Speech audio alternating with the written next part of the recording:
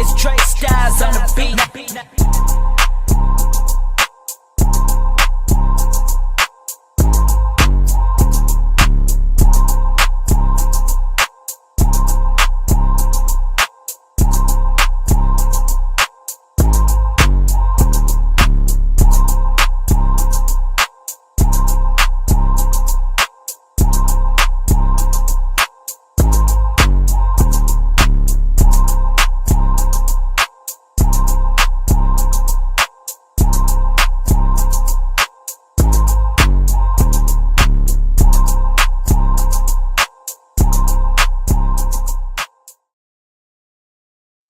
What's up? What's up? What's up, you guys? Welcome back here, week 7 of the NFL. You guys, just simply sports with me. I'm Kaja. If you are new to this channel, welcome, welcome, welcome. I have the homie with me, you guys. We've been here rocking out the past few weeks through NFL season. I have my homie Nadi, aka James. If you don't know, he is here with me, you guys. My fellow That's hilarious. huh? After that's hilarious. Right? I Right. had to push you out there like that. I hate to do it, but I Yeah. had to. Yes. You guys, another crazy, crazy week. A lot of ups and downs. Detroit just completely just ran over Tampa Bay. Um, poor Baker looked like he was all out of sorts tonight. It just was not a good night for him at all. It just wasn't, and it happens sometimes. What did you think about the game? What did you like? What didn't you like? Uh, I wasn't surprised by anything I saw. That's the Baker Mayfield I know. Oh Yeah. wow. Okay. Yeah. That's the Baker Okay. Mayfield I know. So he kind of got back grounded tonight, and because Detroit took advantage. They caused a lot of turnovers tonight. hmm And this might have been one of the better defensive performances I've seen from the Detroit Lions in I a agree. long time. hmm So, that defense going along with the offense that they capable of putting up. I mean, when you got Jamil Gibbs running the way he ran tonight, that sets up everything for the Detroit Lions offense, because what the Detroit Lions really like to do is run the ball well and then run play action. They don't do so well when you know they're going to throw. So for Jamil Gibbs to get him that push from the running back position, that opened up everything for the offense.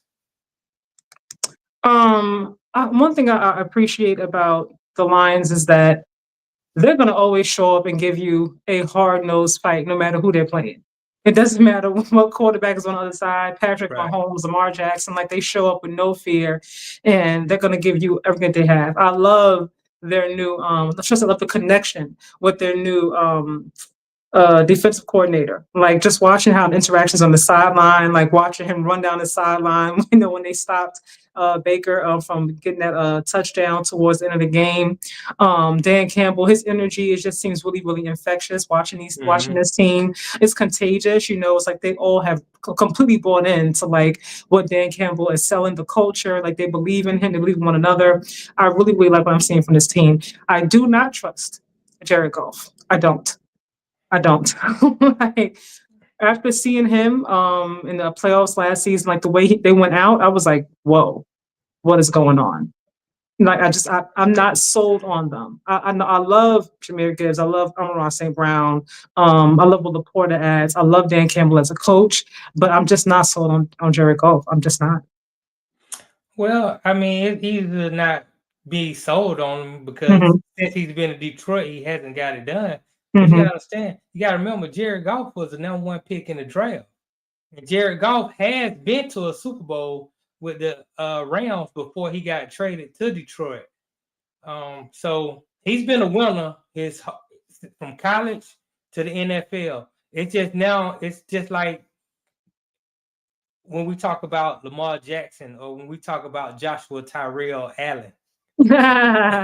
MVP, Right. Joshua Tyrell Allen. I'm Thank saying, you. but you believe in Joshua Tyrell Allen. I think he's a better quarterback. Yeah, but he hasn't got over the hump. No, he And hasn't. and that's what the same with Jared Goff. He's in the same line with those guys. He just haven't got over the hump yet. But you look at regular season numbers, he's been outstanding. You put him in the same tier as Lamar Jackson and Joshua Tyrell Allen? I have to, because he puts up great numbers in the regular season. It just same with them. He hasn't got over the hump. Now, I won't put him right in that tier because he hasn't won an MVP. But hmm if you look at just last year, I think he was third in the MVP vote, third or fourth in the He MVP was in the vote. conversation, yeah. So he's right up there with those guys. It's just Mhm. about and a lot of people last year picked Detroit to go to the Super Bowl. And you got people this year saying, okay, this is the year for Detroit. So again, with Jared Goff, it's about can he finally get over the hump? Mhm. And it's to be determined. I think the people he has around him, I think if you gave Josh Allen the amount of weapons that Jared Goff has, it would be a different story for him. Like in Buffalo, like he does have James Cook, Keon Coleman. He's young, he's new, he's learning, but they don't really have like a bona fide number one. Stephon was there, obviously, but to me, I think as talented as Stephon is, to me, he just felt like he was selfish, like he wanted all about him. And that kind of hindered, I think, the offense as a whole, because they want to make sure that he got his touches, his catches, and things of that nature. He got his stats and so on and so forth. So the offense to me moves more cohesively now without him there, but they Right. still need when James Cook, that's always the go-to, right? James Cook. And I mean, Yes, let him yes. cook, right? Let But him cook. when James Cook can't get going, then who you got?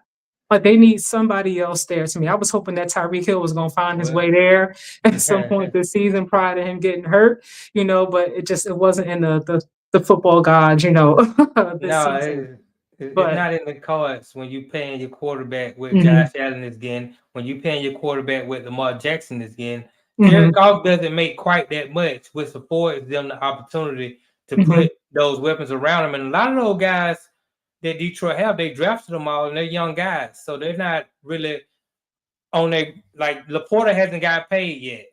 mhm, Amon Ra got paid, and James Williams, I think he got a little check, but mhm. no, you're not paying Jared Goff an enormous amount of money to No. where you can't put the weapons that he needs around him. Mhm. So that's the difference. My thing is if you took Jared Goff and you put him, let's say, in Buffalo with not as many weapons as he has at his disposal right now, his arsenal, would he still look the same? I don't think he would.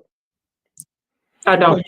well, you can say that about a lot of guys. We saw Pat Mahomes when he didn't have guys around him. He But we looked saw like an average quarterback. but the level of talent though that Patrick Mahomes has as an individual to me, like supersedes Jared Goff. Now I like Jared Goff as a person. Like don't get me wrong. No, Like watching him on that Netflix show, I was like, oh, he's like a nice guy, nice, beautiful wife, fiance. I'm not sure what it is, right. but I'm just like, he's giving No, me more system, like more pieces around him. Great coaching, obviously, a lot of weapons, but like I said, I'm not sold on him. I'm not. I guess I, time will tell, obviously, but I'm like, right. I feel you on that. I'm just saying, every good quarterback is a system quarterback. So I think I there are don't. some that you can put in other places and they would still be successful. And there are some I think need to be in certain places to be successful. Like right now, like Texans is on. I don't know if you have it on your TV right now. Texans are Yeah. playing the Seahawks, right? And Mm-hmm. there was a lot of conversation about Sam, right? Like Sam obviously being in Minnesota, and with Kevin, like, okay, that's probably why he revived his career, so on and so forth.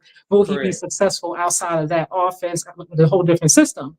And right Right. now he's proven to be, thus far. Fingers crossed for him. I don't want anything bad to happen to him. But right now, he looks pretty good, like in the whole different coaches and everything. So maybe, like I said, there are some people I feel like you can move around and they'll still find success. And for some, it's like, whoa, he needs to be with Kyle Shanahan, for example. Well, there's more than one great system. Sam Darnold is a great example.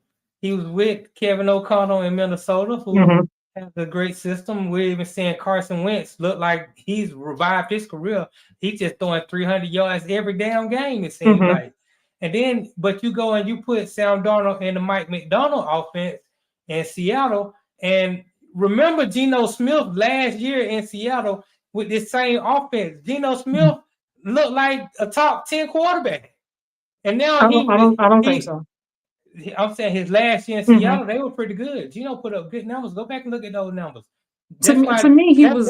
that's why they decided to pay Gino after the trade. They were like, okay, he's earned a contract. But Hmm. now you look at Gino in this new offense that the Raiders have, Yeah, let's and not go there. he looks like the worst quarterback in the league Let's not outside go of there. Justin Fields. Oh wow. Okay, you just throwing shots out all the way, just daggers. Oh my I goodness. mean, it's the Hold on, I truth. want to read this comment. Uh, God saw beginnings and those ends. I'm definitely so because someone said the Aces could not sweep WNBA champion. Lions go to the Super Bowl. I did say that. Thank you for bringing that up. I did not see the Aces completely sweeping the Mercury. I will admit that. That was just unacceptable, but a whole other conversation for a different day. But you're Right. right. You are right. So maybe you're on to something.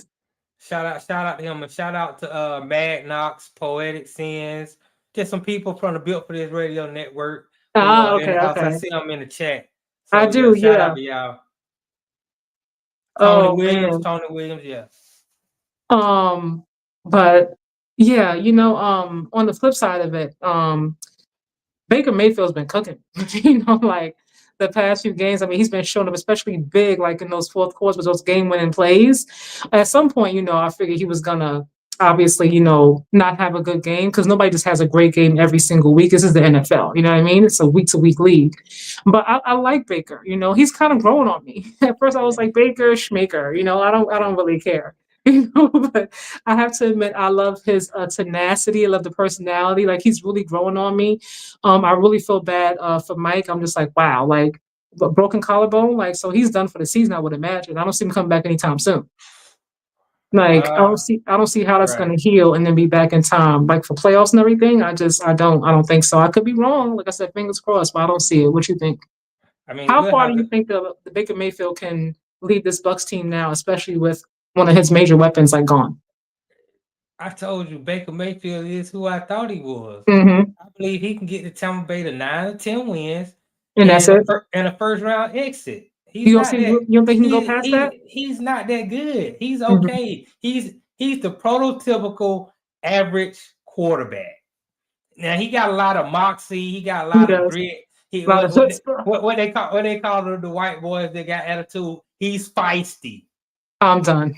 Yeah, but I mean, he, He's feisty. Okay. he's Baker Mayfield. Uh-huh. Nothing more, nothing less.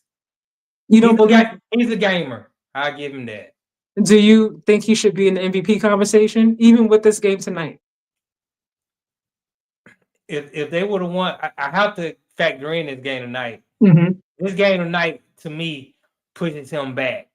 Okay. If he would have pulled this one off, I would have been like, yeah, Baker Mayfield is definitely in the MVP conversation. But Mm-hmm. based on the performance that he had tonight, I can't put him up in there because I know who Baker Mayfield is. Mm-hmm. Oh dang. Oh dang. He said, I know. Hold on. Gospel beginning those. By the way, I didn't get notification. I truly appreciate enjoying the NFL coverage. You got to hit that notifications on button. Like when you go to the channels, you got to Right. hit notifications on. Do you remember the name? Just simply sports with college. I mean, Nadi here has like 5 pages going on right now. So just go ahead and subscribe to them all so you don't miss any of the content. I only have my one page. Right. I'm a little bit more humble. Like I don't have as much going on as he does. But you got to go to the page, and once you hit subscribe, it should give you an option like for notifications. You can hit the on button, and every time like we go live or post something, it should pop up for you. So, you want to say something? What were you gonna say? I'm sorry. No, I was agreeing with you. Yeah, make sure you follow everything. I mean, you already with Just Simply Sports, which is a great channel. Also, I'm at One Man Cave, built for this radio network. If you like a lot of good music, we got some great DJs built for this radio network and other shows as well. And in the game network, where you can pretty much find everything that I have on One Man Cave. So we're gonna move along, you guys, because this was like crazy. I wasn't like really watching this game. I just knew for sure. I was like, you know what? The Broncos they're gonna put that spanking on Jackson Dart, right? He's a rookie. That defense is gonna show up. They're gonna make it really hard for him. This is gonna be just a blowout. And then I said, wait, Giants got the lead. Okay. It's okay. It's so fine. Denver's gonna catch up. Don't worry about it. And then they got a touchdown. And it was still 0. And I was like, oh man. Like, wait, what's going on? What's happening? What's happening? And then I'm like, okay, no, this game is over. Giants got it. And then I go back and I'm like, wait, what the heck happened? How do you collapse like that? How do you have 26-8 with about 6 minutes left in the fourth quarter? And how the heck does Bo Nix go on this epic just run and lead them back to what, 33? They were at 8.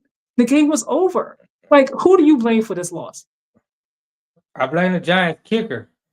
I mean, the guy missed 2 extra points. If he makes, You frozen. I hear you, but I don't see you. Like your mouth is not moving. yeah, I don't know why I'm frozen like that. It doesn't make any sense. At least you got a smile. Right. I guess that's a positive thing. I'm not understanding why it's not popping back in. Let me Mm-mm. look. Try to go out and come back in But real quick. okay, let me see if that'll help. Oh, There I there you go. go. There you go. Yeah, I don't Okay. know what it is. It must be something with the Wi-Fi. I don't know. Uh-oh, there But you go again. that's crazy. Yeah, we was doing, I don't know what happened. It was good for a second. Yeah, but anyway, let me just There you say, go. Okay. if the kicker makes the 2 extra points, which he should make, then they win the game. Mm-hmm. But other than that, I just think the defense let up in the second half, and with them letting up, Bo Nix was able to get some timely penalties down the field Mm-hmm. that kept drives alive and also put the Broncos in optimal scoring position, and that pretty much gave them life. But if the field goal kicker can hit an extra point, the Denver Broncos are done. So it just sometimes bad teams find a way to lose. Mm-hmm. You know, for me, I get the kicker. Like I always say, you got one job. Like you literally have one job. Your job is to kick. We need you to kick, and that's it. You don't have to do nothing else for us. That's all. Just come in, kick, get the field goal, and then go sit back down. Oh, and keep your leg warm. You know what I mean? Keep your foot warm. That's it. Right. But for the score to be 26-8, and then with 6 minutes and some change left, and then the final score be 33-32, that's more than just a kicker. Like for me, I'm putting this on Brian Daboll. Like, what the heck? You just have to literally manage the clock and manage the game. Like, use your timeouts wisely. Don't put Jackson Dart in positions where he's going to throw the ball to get an intercept. Like that interception was, who are you throwing it to? Yeah, but that's on the quarterback. That's not on Brian Daboll. To me, I'm putting that on him more than the quarterback because you know who you have. Like like I said, I like Jackson Dart. I do think that they found their QB, and I always say Russ we trust, but I understand Russ is older. No, I understand what it is, right? And I like Jackson Dart. I think he has a bright future, but he still has a lot to learn. If you really felt like he was ready to start, you would have put him in at the beginning. You wouldn't have started with Russ. You wouldn't have brought in Russ and Jameson. You know what I mean? Like you would just went ahead with Jackson. But you started with Russ and then you put him in because you wanted to keep your job. I get it. But Jackson Dart to me has a lot more growth. His strength is obviously his athleticism and him using his legs to extend plays. But when you can't always do that, what else can you do? And for me, when he threw that ball, I'm just like, why did he throw it there? To me, I don't know if that was a play that Brian Daboll called or Jackson Dart improvised and did his own thing, but I don't like it. You know, what's the saying go? If you're not coaching it, then what is it? You're condoning it, right? Well, I mean, Jackson Dart is a young quarterback. He's going to He make some is. mistakes, but for the most part, he played an excellent game yesterday. I mean, the comeback. I mean, they went down, and with a minute and some change left, he drove the Giants all the way down the field and scored a Mm-hmm. touchdown to take the lead to Mm-hmm. essentially win the game. If the field goal kicker can make an extra point, we have a different story. Mm-hmm. But he wasn't able to make that extra point, which now it gave the Broncos life. So I mean, he made a mistake yesterday. He threw the interception, but other than that, It was the timing of it too. Because I feel like that interception was what changed the game and gave the Broncos life. Like, here we go. You know, like it was at a terrible time. But mm-hmm. I'm just looking at the game, and As a whole. he's playing without his best wide receiver. Mm-hmm. And I mean, I was like yesterday more than anything. I said, okay, the Giants have their franchise quarterback for the They next do. 12 to 15 years. I'm convinced. And I understand the Giants starting rest to start the season because they made him a promise. When they signed him, they made him a promise that he would be the starting quarterback going into the season. And sometimes your word is everything. Just for incoming free agents who you're trying to sign going forward, they want to know that the integrity of the coaching staff. If I tell this man that he's going to start and then I don't start him, that looks bad on my franchise. So I'm okay with them starting Russ, and Russ would still be starting if he had a guy. If they would have beat the Cowboys, Russ would still be starting, in my opinion. But when you start off 0-3 in the fashion that you did in that last game, they had no choice but to go with the young quarterback. I understand why he did it. I do. I don't necessarily like it all the way.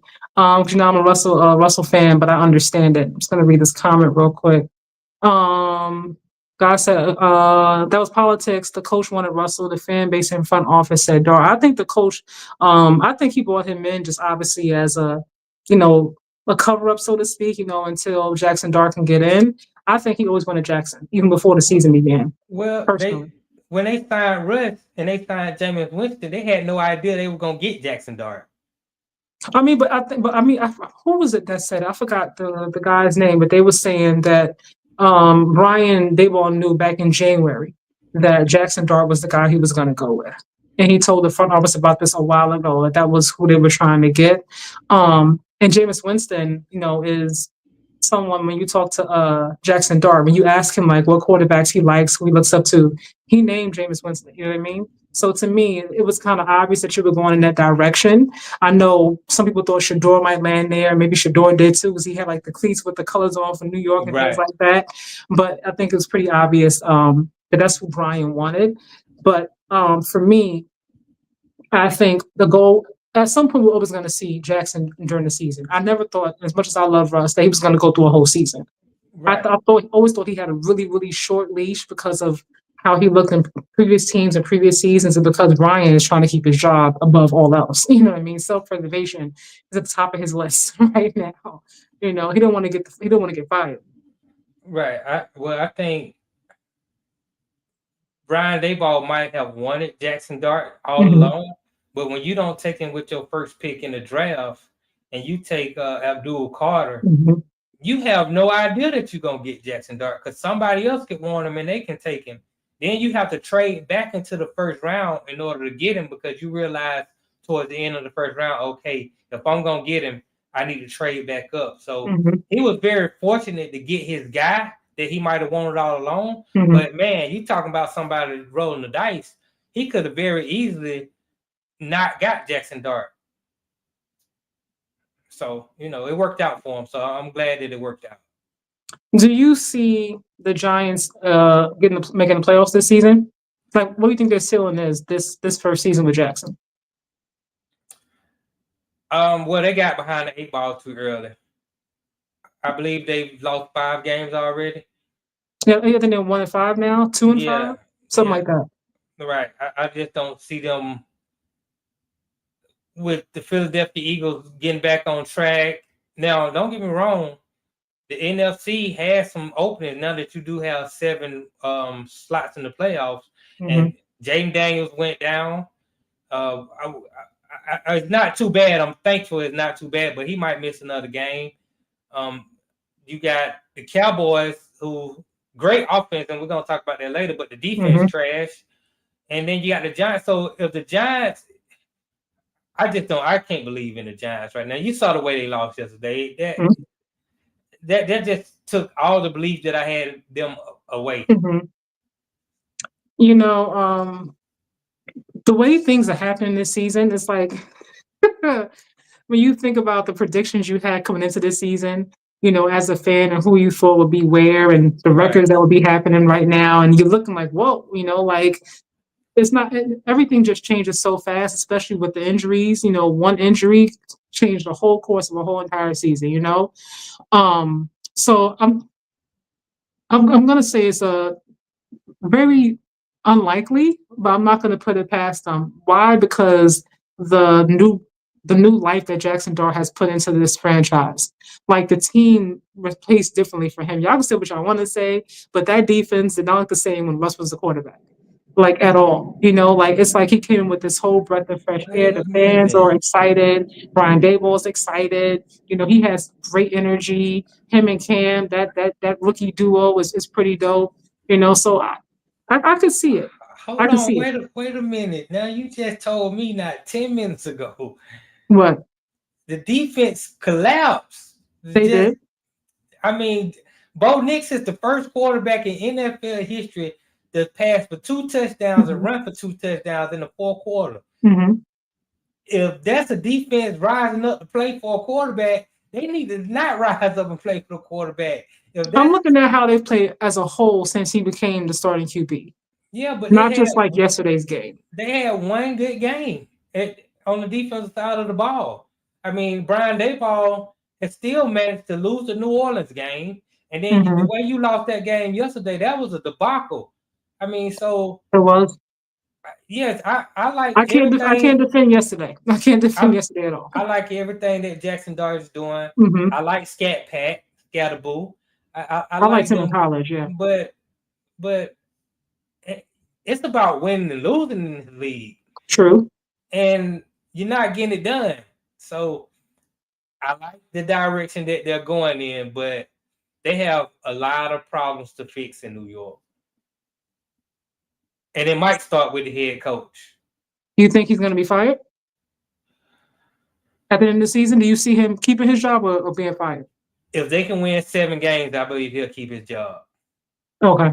If not, anything less, like he's gone. Anything less, they gonna divorce him and Jackson Dart. I mean, they seem, honestly speaking, they seem to have a good connection. If I'm in the front office, like I said, depends on how the rest of the season goes. I'm not sure if I would, divorce them just yet. I'm going to read this comments really quickly. Cut the ish, Real Talk Sports. What's up? What's up? What's up? I was in Dallas this weekend. Yeah, I Okay. don't think the Giants will make the playoffs. I'm not betting like my whole like rent check on it, but I would like, but I do see like the possibility, very very small possibility, but I don't think it's out of the realm of possibilities. Well, I just say that you're gonna have 4 division winners, and then you got to look at Seattle and San Francisco. Probably both make the playoffs, Hmm. and then you got Detroit, Hmm. which they'll probably win, and Green Bay. They'll probably both make the playoffs. So you really just got one spot left. And so can they beat out Carolina, the Falcons, Washington? Can they beat out those teams? Can they beat out the Dallas Cowboys? If they can beat out those teams, then yeah, you can get that last spot. But 6 spots are pretty much filled in at this point. Yeah, we shall see. Hold on. Gospel beginning said, "Agreed, sir. Knicks never showed that ability at Auburn and Oregon." And then Cut the Ish said, "Bo Nix is what the great coaching it shows." Sean Payton to me, stop it. Stop it, stop it, stop it. He's all right. He's all right. He was always talented. Sean Payton gonna tail an offense to him. Sean Payton rides whatever, QB, talented QB he has. I don't think it's him. Honestly, I think it's the QBs that he has. His claim to fame is obviously Drew, and I haven't seen much from him since Drew. So move around, Bo. Not Bo. I'm sorry, Sean. I don't like Sean Payton, y'all, at all. Can't stand him. But what do you think about Sean Payton? Do you think he's a great coach? You like him with Bo? I'll say this: he's a Super Bowl winning head coach. I'm not a believer of Bo Nix. I never liked him in college. Oh, you're not a believer at all? Okay. No, I'm not a believer in Bo Nix, but I have to give Sean Payton credit. The Broncos made the playoffs last year in Bo Nix rookie year. Now, albeit they didn't beat any good teams, They did. But you you gotta play the know, schedule that you're given, like it is what it is. Yeah. but you play the schedule that you're given, Mhm. and if you look at this season, they've started out pretty good, and the way Mhm. they came back and beat the Giants, it was impressive. I give them that. I'm not a big fan of Sean Payton or Bo Nix, but winning is winning, and Sean Payton is a winner. So I'll So, give him that. so in terms of the win yesterday, would you say that was more on like the Giants, or was that more of the Broncos? I'm gonna say it's more of the Broncos. They put pressure on the Giants, Okay. and that's what you want to do. You don't, as a football fan, Hmm. and I'm rooting for a team. I don't want my team to give up. I want them to keep fighting Yeah, I until get that. Hmm. all the zeros on the clock. And that's I respect exactly that. that's exactly what Denver did. They gave themselves a chance to come back and win the game, and they won the game the same way they lost the game to the Colts earlier this year. Mm-hmm. And Indiana sometimes, Jones. right? Indiana Jones has been great. So yeah, I mean, I got to give a credit what credit is due. Everybody in the chat is saying it was the Broncos. To me, that was more about the Giants. Like you had control of the entire game pretty much up until like how many minutes were left in the fourth quarter? It wasn't like it was like 12 minutes, 10 minutes. Like this was pretty much over. You just had to manage the clock and just play smart. I'm like, it's one thing for them to still score, but for them to go from 8 to 33 points in a matter of 6 minutes and some change, like what the heck did you do? Like, what the heck are you doing? Like, so I got to put that for me. I'm putting that a little bit more on the Giants. I'm here for a team never giving up, though. I will say that. I'm here for the fight always. You should always keep fighting. Hold on, read some of these comments out. Cut the ish. Me neither. I was not a believer in Bo Nix at all. Are you a Bo Nix believer now? God saw beginnings. I'm highly upset because I wanted Russ to receive his get back against Lil Peyton. Russ hasn't gotten his lick back. I think the Steelers, Justin played last season when they beat the Broncos. Russ was obviously, he wasn't, I think he was hurt during that time. And then, he didn't get a chance to actually get his lick back at all. But I can't stand Sean Payton. Can't stand the sight of him. Sometimes you don't get your lick back. If you're in the fight and you get hit in the jaw and you get knocked out, you don't get a lick back. You just, you sleep. So, that's how I go. Russ not gonna get a lick back. It's unfortunate. It's over with. I don't like how you said that. You put a lot of, emphasis on that, and I don't appreciate it. I don't think that was necessary. You like, it's over. It's not happening. Like you said that with like, I don't know, a little bit of extra bass and everything. Like that wasn't necessary. Okay, like, all right, like Russ is a man of faith. Okay, and Russ we trust. So you never know what's gonna happen. All right, you never know. All right, you guys. So we're gonna move along, right? Because you were just talking about this team, and honestly speaking, I like Dak this season. I like what I'm seeing from Dak. Do you see the Cowboys? Because I saw a lot of conversation about this. Like, are the Cowboys the scariest offense in the NFL?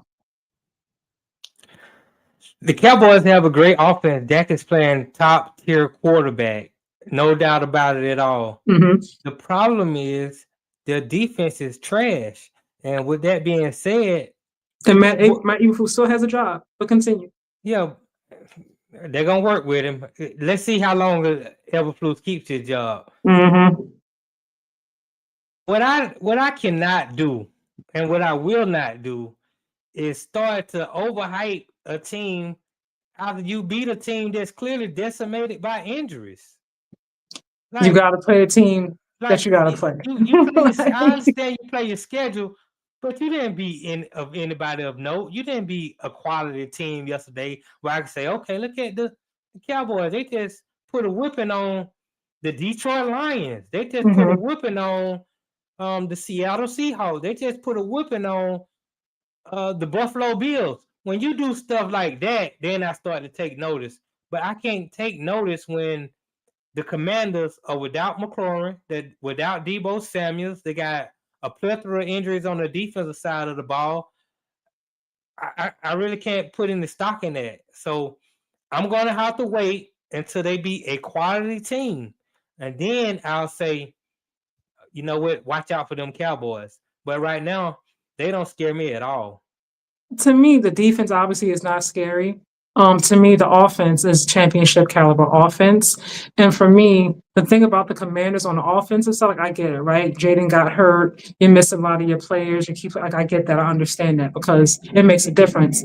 But the defense, that's Dan Quinn's thing, right? Is he not a defensive-minded coach? He's a defensive-minded coach. 44 points is unacceptable. That's supposed to be your calling card. So if you're not scoring, my thing is they shouldn't be scoring either. Okay, like that we should have one of those boring games where it's like, I don't know, 10-13 at the end, like kind of vibe. Like 44 points, when you're a defensive minded coach, and this is the team that you used to coach, mind you. Like, you know Dak, you know how he thinks, you know CD, like, you know how he operates. Like, you don't really know Pickens, I get that. But you have a really good idea. So for Right. me, 44 points, when this is your thing, I'm like, what's going on there? What we doing? Well, like you said, Dallas has one of the scariest offenses in the league. So you do agree. Unfortunately, yes, So you do agree. I agree with that part. Unfortunately, football is offense, defense, and special teams. Hmm. We just saw just last season the Cincinnati Bengals have the same type of offense that the Cowboys have right now. Couldn't stop a nosebleed. Hold on. As much as I like Dak, okay, he is not Swaggy Joe. Like, we not gonna But put him in that same but conversation, okay? he's playing on the level of Swaggy Joe did last year. This year, he is playing on that level. Unfortunately for Dak, his defense is also playing on the level of the Bengals defense from a year ago. And so, although I can give Dak all the credit in the world for Hmm. playing great, lights out right now, I can give a Dallas Cowboy offense. I mean, you got Pickens, you got CD Lamb, Hmm. Ferguson, Javonte Williams. They balling out of control. At the end of the day, it's your defense gonna be able to stop somebody when you need a stop. That's And true. to this point, that hasn't necessarily been the case. It has not. And I agree with you. Like I said, Matt Eberflus to me should never have gotten a job, especially one this fast at all. That's a whole other conversation. No, another coach I don't really like, but it's crazy to me that he still has an opportunity. He should have been done, at least right at home with the rest of us watching these games. But for me, like I said, I could say, okay, they didn't have their weapons and things of that nature. But for me, if you have like a coach that's a offensive minded coach, right? No matter what happens, I feel like your calling card should be the star of the show. If your thing Right. is offense, I expect to see a high functioning offense. If your thing is defense, I expect to see a defense that gets stops. 44 points to me, what, what the heck happened? I mean, like, was there a game plan? Like, it didn't look like it just completely fell apart. But speaking specifically about Dak, I have to give Dak credit. I like what I'm seeing. Obviously, we know Dak he's always pretty much good in the regular season. In the playoffs, really, everybody looks at like, wow, here we go again, the same old Dak, same old Cowboys. Before Shoddy, to have his first head coaching, position, everybody was kind of like, why did he hire him? Like, why didn't he keep, Mike or get somebody else who had more experience? I will give Jerry some credit with that. I think Shoddy has done a decent job thus far. I think he has. Like, he has. No, look, Shotty is another do boy for Jerry Jones. Jerry Jones is the coach of the Dallas Cowboys. Well, we look. Jerry's gonna be Jerry. Right. Jerry Like, Jones is not going to like, hire. He's not going to hire a head coach who has ultimate power, ultimate mhm, say so. I get that. Right. So he always get these. The last coach he had that had some power was Bill Parcells, and he ran Bill Parcells out of there. After that, the Chan Galeys, the Wade Phillips, all these other coaches, Schottenheimer. Now these coaches are just pretty much lackeys. They're not. It's not really on them. I can't give Schottenheimer no credit. I don't. I'm not gonna give him the blame either. I just understand that as long as he does what Jerry says, as long as he allows Jerry to game plan with him, do the post game interviews, talk to the media, and do all that stuff, he'll be the head coach until they need another scapegoat like Mike McCarthy was to get out of there. Because hell, For Mike him not to McCarthy. have a job this season is wild to me. So I'm looking at some of this coaching. I'm like, come on. Like, somebody should be giving Mike a call. Well, somebody give him a call next year. Sometimes it's good to, once you lose a job, to sit out for a year, see the landscape of the league, and don't just take a bad job. Take a job where you can actually go in and succeed Mhm. at. Unfortunately, and I hate to get into the race aspect of it, but when you're a white coach, you had the opportunity to do that. Look at Mike Vrabel. Very true. When you're a black coach, you have to take whatever's out there. Look at Aaron Glenn. You know what I'm saying? So it's unfortunate, but for Mike McCarthy, if you are able, and well, it's a smart thing to sit out for a Mhm. year, see what team has young talent coming in that you can build on and put yourself in a good destination, as opposed to taking a bad job. You freezing a little bit. Uh-oh. You frozen completely. Yeah, I see my stuff is. I don't know if it's because I got all this stuff. I'm watching the game in front of me, Okay. the Seattle game. I got both my phones. Maybe I should turn off some of my Wi-Fi's. Oh, Maybe so I your just got. Wi-Fi's. Wow. Like maybe you should. That sounds like a Yeah, good let me idea. let me turn off a couple of these devices. Hopefully While you that'll. doing that, I'm gonna read we'll get into that in a second.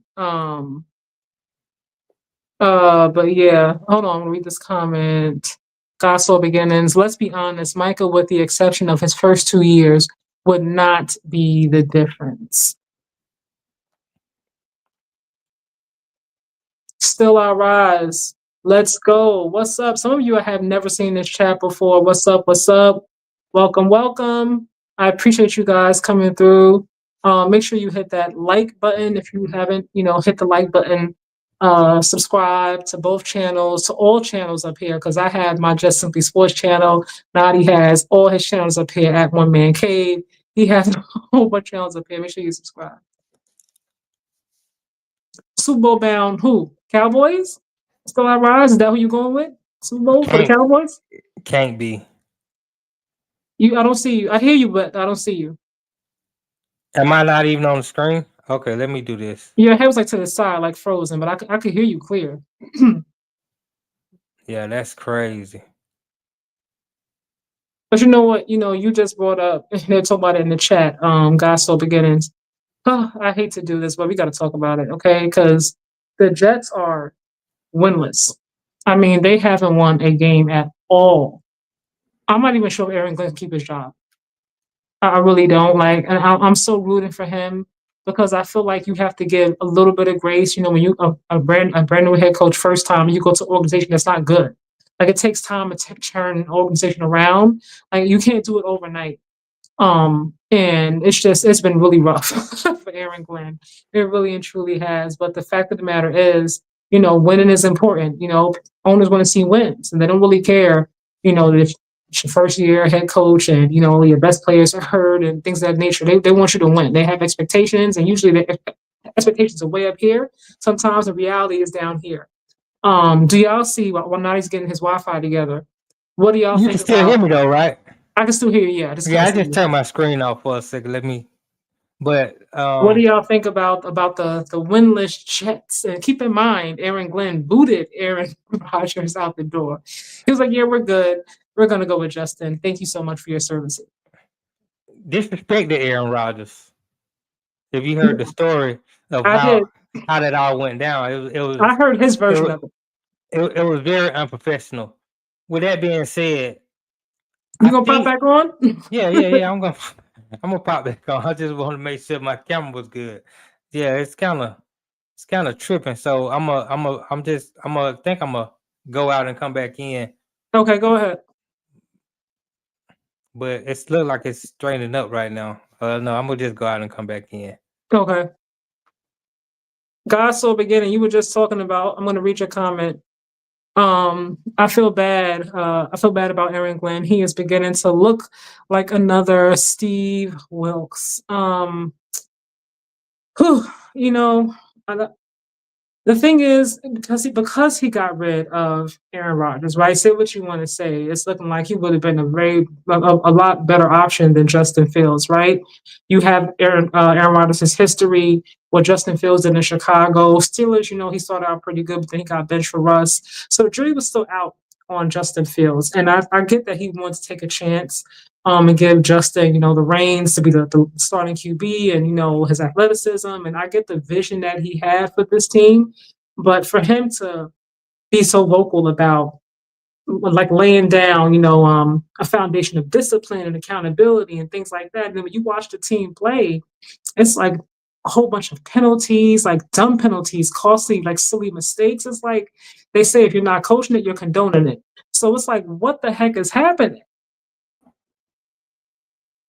There you go. Yep.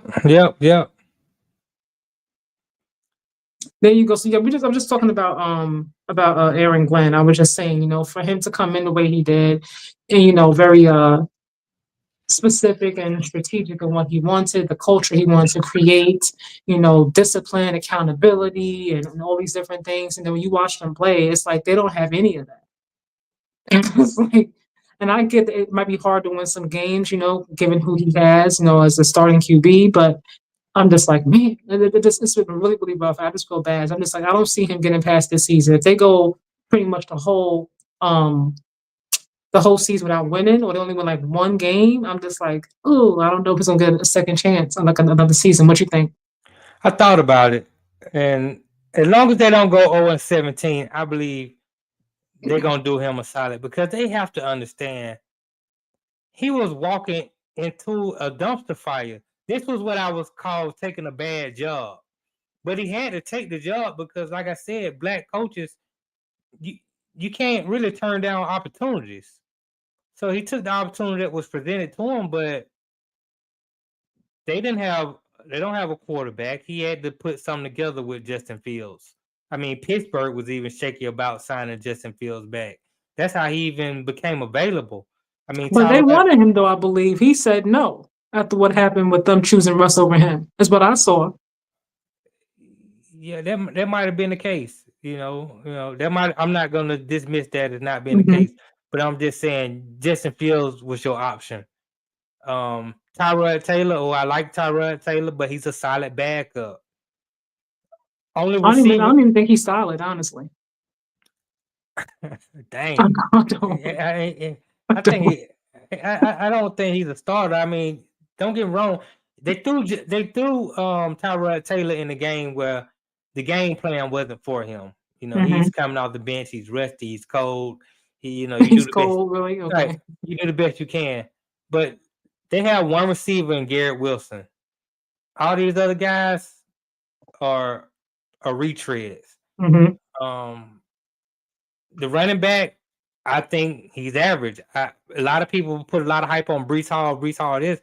I've never liked Breece Hall. I was like, he's just another guy to me. He's not a great running He's back just in the my guy? Is opinion. that what you're saying? He's just the guy? He's just a guy, So in the defense, you got a couple pieces, but you don't have a stout defense.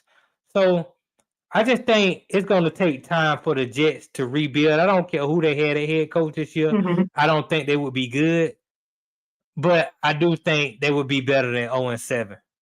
So I just need Aaron Glenn to win 2 or 3 games, and I think the New York Jets to give him an opportunity to go into next year, and then he'll have a 5-game tryout. As long as you don't start out 0-5, I think he'll be okay. I don't think so. And like I said, I like Aaron Glenn. I like what he stands for. I really do hope that he gets the chance to run it back next season and get some more talent on his team, get a different QB. Justin Fields, I think, he's athletic. Obviously, he can use his legs, but to me, something's missing. And maybe it's because he's had multiple coaches, and things like that over the past few years. That could be what affected him and his growth. And Aaron Glenn obviously is not a brilliant offensive mind. Maybe if Mike McDaniels gets fired, they can bring him from Miami, let him spend some time with Justin. Right, yes. That could be a thing. But I don't know if that's going to be a thing because honestly speaking, they haven't won any games. And that's really, really the biggest thing. Like, it's one thing to have a really ugly win or two, but to have none at all, I'm like, man. Right. Well, just think about it. Justin Fields needs to be a part of a system that he can thrive in. You go back to his days in Chicago. No system. They get Caleb Williams. They get rid of the guy who was there when Justin Fields was there because he has no system. Now you got Ben Johnson. Caleb Williams looks a lot different. He does. You put Justin Fields in Pittsburgh for 1 year. Now, I'm not a big fan of Arthur Smith, but Arthur Smith has had some success as an offensive coordinator with lesser talented quarterbacks. And Justin Fields, 4-2, started out 4-2 with Pittsburgh under Arthur Smith, who has some sort of system. Now you're moving with the Jets. They don't have an offensive system. You see what's going on up there. The offense looks horrible. So It does. maybe if they put some sort of system around Justin Fields that he can thrive in, maybe he can be a solid quarterback. That's why I say all quarterbacks in the NFL are system quarterbacks to some degree. I've never I seen a get that. quarterback who was good and didn't play under some system. You look at Tom Brady with under Josh McDaniel, Charlie Weiss, O'Brien, all good offensive coordinators that had him in the system. Then he goes to Tampa Bay under Bruce Arians' system. The first 8 games, Tom Brady's like, I don't like it. He's shaky. They go into the bye week. Tom Brady implements some of his old stuff from the New England system into the Tampa Bay system, and they go win a Super Bowl. So even Tom Brady doesn't look good when he's not in the proper system. So every quarterback, to some degree, needs to be a part of a good system. Well, some people are not a part of the system. They are the system. Yeah, right. Like Joshua Tyrell Allen is the system, okay? Patrick Mahomes is the system. Lamar is the system, okay? But no, I was talking to you about this yesterday, and I'm just thinking right now, should Aaron Glenn try to give, or should he be willing to give Eric Bieniemy a call? No. What? No. It can't look any worse than it does now. Yes, it can. No, you can't go worse than winless. I was talking to some guys earlier, and the guy who I think he should give a call is Byron Leftwich. Okay, go down to Colorado, tell Deion, look, Byron Leftwich is not your offensive coordinator. Brother needs some help in New York. Let Byron Leftwich come up and be the offensive coordinator. Now, I would say, yeah, let's go with that. But what's wrong with Eric? Not Eric being, because he hasn't proven to be a good coach on any level. I mean, I'm gonna change that. Eric Bieniemy has shown to be a great running back coach. When he's coaching the running backs, they look at Chicago right now. That's what he is right now. DeAndre Swift is playing some of the best football he's played in his career. I give that credit to Eric Bieniemy. Okay. But as an offensive coordinator, hell, Andy Reid wasn't even letting him call plays. He had the job up in Washington, and I know he had Sam Howell as the quarterback. You can only do so much with Sam Howell. Yeah, exactly. Let's give some grace because he had Sam Howell. Okay, let's not act like he had one of those ones. Yeah, it wasn't good, but he did go to UCLA, and he wasn't good at UCLA.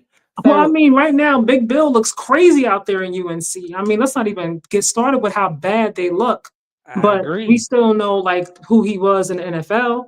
Yeah, but Big Bill is a defensive coach. He had those guys I named earlier, the Mike McDaniels. I mean, the McDaniels and Josh McDaniels, Charlie Weiss, and O'Brien. He had those guys calling offense. Now he got his girlfriend calling offense, and she's on 24 years old. How you gonna win? Why? Everybody keep bringing up that man's his little young tenderloin. Let him live. I mean, I'm happy for Bill. Trust me, I'm very happy for Bill. I get it. I saw him go out there on the beach doing yoga. I said, that ain't got nothing. What's going on? That ain't got nothing to do with football. But I'm truly happy for Bill. He won. He's winning. I think she's keeping him young spirited, you know. Gospel Beginning says some black QBs require their black head coach or assistant coach to get in their ear. It's easy to collaborate and flourish with a voice that you know. I can get that. What you think? Half of the quarterbacks in the NFL are black. There are a lot of black quarterbacks in the league that are thriving with a white guy in their ear. Can you play the position, or can you not play the position at the end of the day? I think it helps sometimes not everybody, obviously, because everybody's not the same. But to me, sometimes when you have someone that you can connect with, you can understand. Like when you have a coach who's also played in the NFL, I think there's a different level of understanding and a connection, camaraderie that you have with the coach who's been there in your shoes, versus somebody who's never played. But let me ask you this, and I ask the people in the chat the same thing. Hmm. How many black offensive coordinators are in the league? You got a lot of black defensive coordinators because they Hmm. believe that we know defense. Hmm. But for some reason, they don't believe that black guys know offense. So how many black offensive coordinators are in the league to even be in the black quarterback's ear? That's part of the problem. I can't disagree with you. That's part of the problem. But But half of the quarterbacks, starting quarterbacks in the league are black. that's true So too. I mean, I that's why I say I would endorse Byron Leftwich, Pepper Johnson. Some of these guys. I mean, Pep Hamilton. Some of these black offensive minds who are not getting the opportunity to coach on this level. Yeah, that's one of the things that's important, opportunity. Sometimes you gotta bring somebody else along. Otherwise they'll never get an opportunity. Right. We'll see what happens. I'm just like I said, even if they win one game, maybe two, depending on how it looks, I don't know. I'm praying that he gets another chance, another year to do things differently and get some more talent, obviously. But I want to see him win. But I don't know. It's looking really really grim, grim, like just darker and darker as the Sundays and Mondays go. And I'm just like, oh man, whew. I don't even want to watch the game. I'm like, I don't even want to watch it. Like, I'll just go back and forth and check the score and see what's going on. So I'm like, my anxiety's all through the roof watching the game.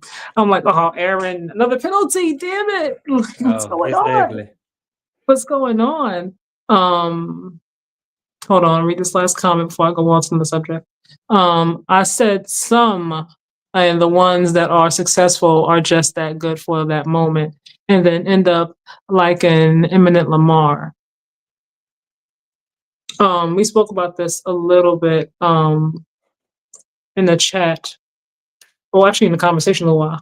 All right. So Caleb, a few weeks ago, we spoke about Caleb. You said you were not a believer in Caleb, right? I think he had just won his Yeah. first game Right. in the NFL, and now they are 4-2. I believe what their record is right now. What are you more so now on Caleb? Do you see him leading the Bears to the playoffs? No. Him and Benjamin. Still no? No, Is it still the fingernails? I'm not a believer in Caleb Williams. Why not? What don't you I, like that you're seeing from him that makes you say no? I'm still not sold yet. I don't like nothing I'm seeing from him. I mean, honestly, like, come I think on, you can't get past the nail polish. and you might be right about that. You might have something there, but again, I cannot get hyped when you beat New Orleans. I just, I just can't do it. I know what New Orleans is. They're a terrible football team. Spencer Rattler is a worse quarterback than Caleb Williams. I need you to start being some teams of some substance. I said the same thing about Bo Nix. I said I'm not Mhm. a believer in Bo Nix. Now they didn't beat any worthy teams last year, but they beat who was on their schedule. If the That's what you Chicago got to do. Bears, if the Chicago Bears beat a lot of mediocre teams that just so happen to be on their schedule, they play some teams when they're all banged up and they're hurt, and they Mhm. win 9, 10 games and they make the playoffs just like I did for the Denver Broncos. I'm gonna get them. They do. I'm gonna Okay. say Ben Johnson put it together. They won enough games. They made the playoffs. Congratulations. But I don't believe in them. No, I don't believe that they will. They're in a division with Detroit and Green Bay. I think both of those teams are better than Chicago. At some point, you're gonna have to play Detroit. At some Mhm. point, you're gonna have to play Green Bay, and at some point, you're gonna have to play a Brian Flores Minnesota Vikings defense. If you can get through that gauntlet, I'll be the first one to come back on this show and say, "College, you know what? I got to get Caleb Williams his due, fingernail polish and Mhm. all." I have a lot of questions about that Brian Flores defense, honestly speaking, because sometimes I'm like, okay. Other times I'm like, huh? Like, what's going on? So the jury's still out for me on that defense. And honestly speaking, I think it was a big mistake to me to let Sam go. I know that obviously he wet the bed in the playoffs. I know how the season ended, but Like you won 14 games, 14, 15 Mhm. games in regular season. I know they want to give JJ his shot, but to me, I think they made a mistake. I really, really and truly do. Read this comment. Gospel beginnings. Caleb at OU was that dude. The USC, cut the ish. We bad. I'm a Saints fan. What are you a fan of? What are you a fan of? The Saints look like a hot mess. And I keep thinking every time I see these teams, I'm just like, and these are some of the same teams that passed up on Shador. Some of the teams that passed up on Shador. I'm just like, okay, karma's real. Spin the block. Right? Every team passed up on Shador at least Well, the twice. teams that needed QBs I'm talking about, or that could have used a Right. QB. Like some teams didn't need one, obviously, so you're not going to get him. I Right. understand that, but I'm just like, for example, the Saints, I'm just like, you went past your door. Like, Yeah, well, honestly, if I'm just speaking honestly, here we go. What? What? and this is based on what you've been telling me, What? we don't know how many teams that Shador told not to draft him. I don't think he would have Like told. two I don't think he would have told them no. like 2 or 3 teams, got leaked and Mhm. came out.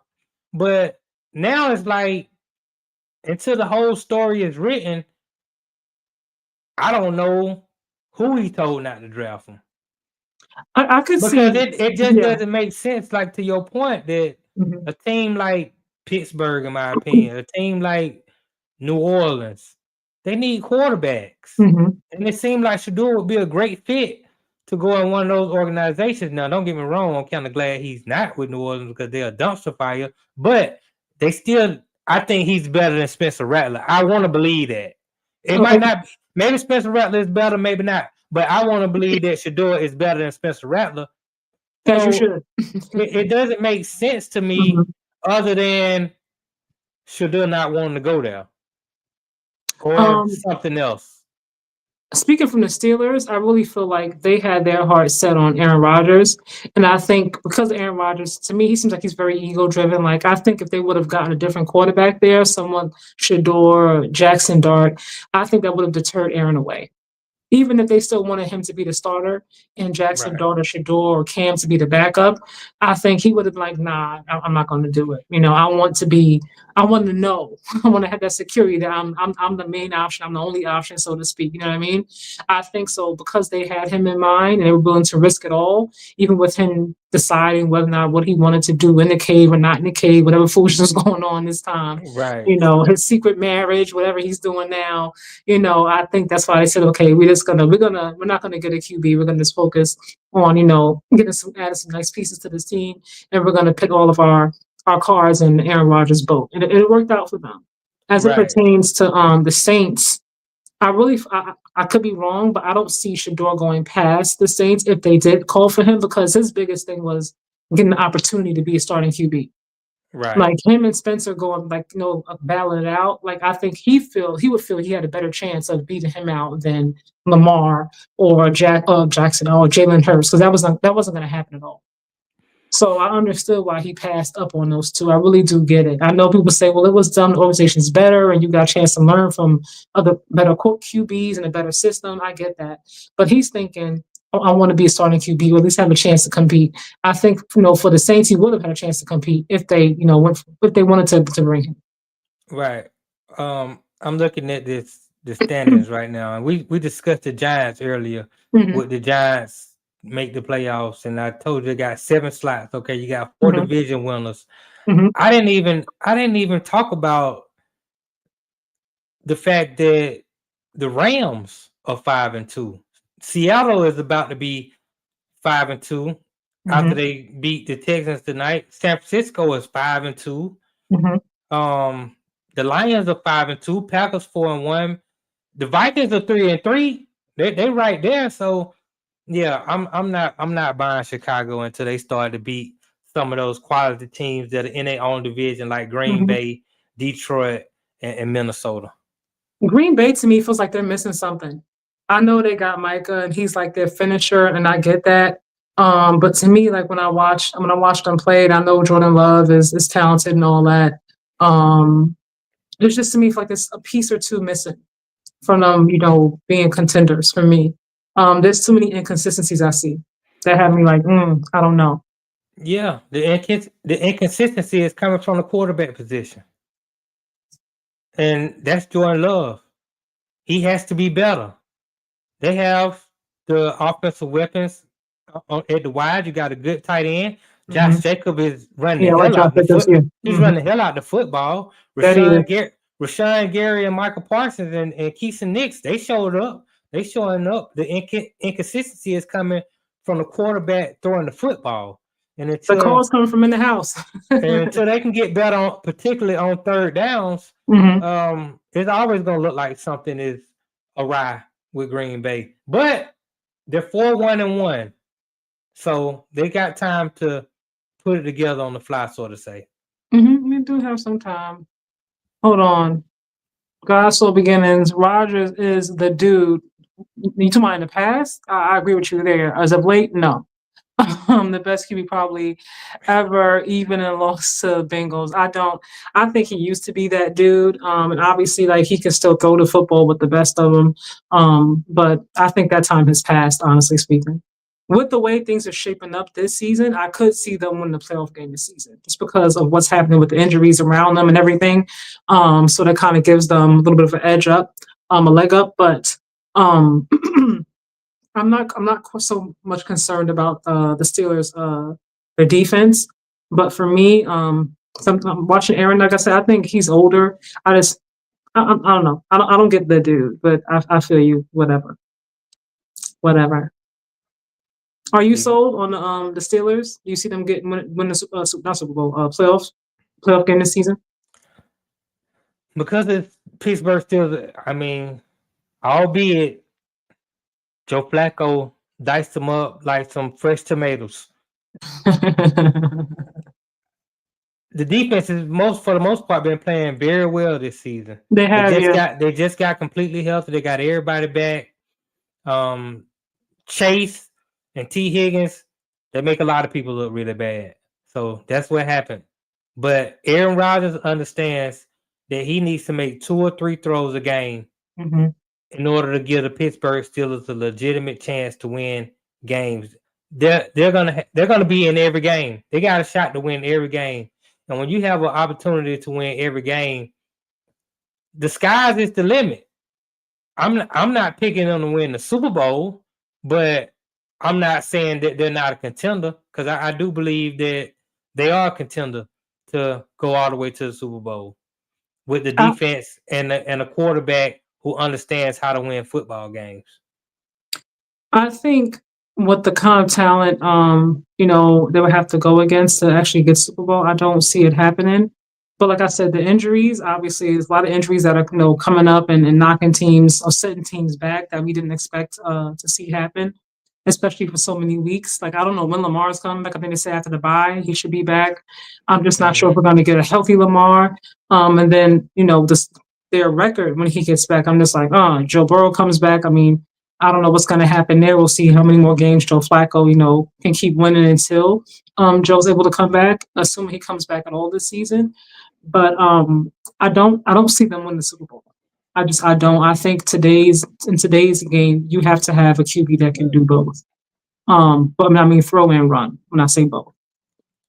Well, in the preseason, I picked Baltimore to go to the Super Bowl, so that seems to be a long shot at this point. But Mike Tomlin is a hell of a coach, and they have enough. When you got DK Metcalf, you got a pretty solid tight end in Freiermuth, and Washington is a big tight end too. I like him, definitely in the red zone area. Mm-hmm. And then you got Jalen Warren and Kenneth Gainwell running the ball really well. Mm-hmm. It comes down to me, can a defense hold up? And I believe in TJ Watt and Hayward and all those guys. Yeah, I believe in the defense. Those guys have been great. I mean, outside of what we just saw last week, but I think they have enough defense where if Aaron Rodgers can avoid turning the ball over and make those 2 or 3 plays that he has to make a game, then they're going to be in every game. It almost reminds me of the last year that Peyton Manning won the Super Bowl. He was a shell of himself, but he knew how to manage a game.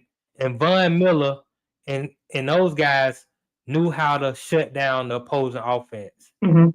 So it can happen. I'm not picking them, but I am pulling for them because that's my AFC team. Not you riding both sides of the fence. Well, I like Pittsburgh and I like Philly for obvious reasons. Read this comment real quick. How much do you want to bet Seahawks 5-3? You really? Oh, he's saying that Houston gonna pull this game out. No, that's that's I not what know. he's saying. No, he can't be saying that. Hold on. It's close though. It's a close game.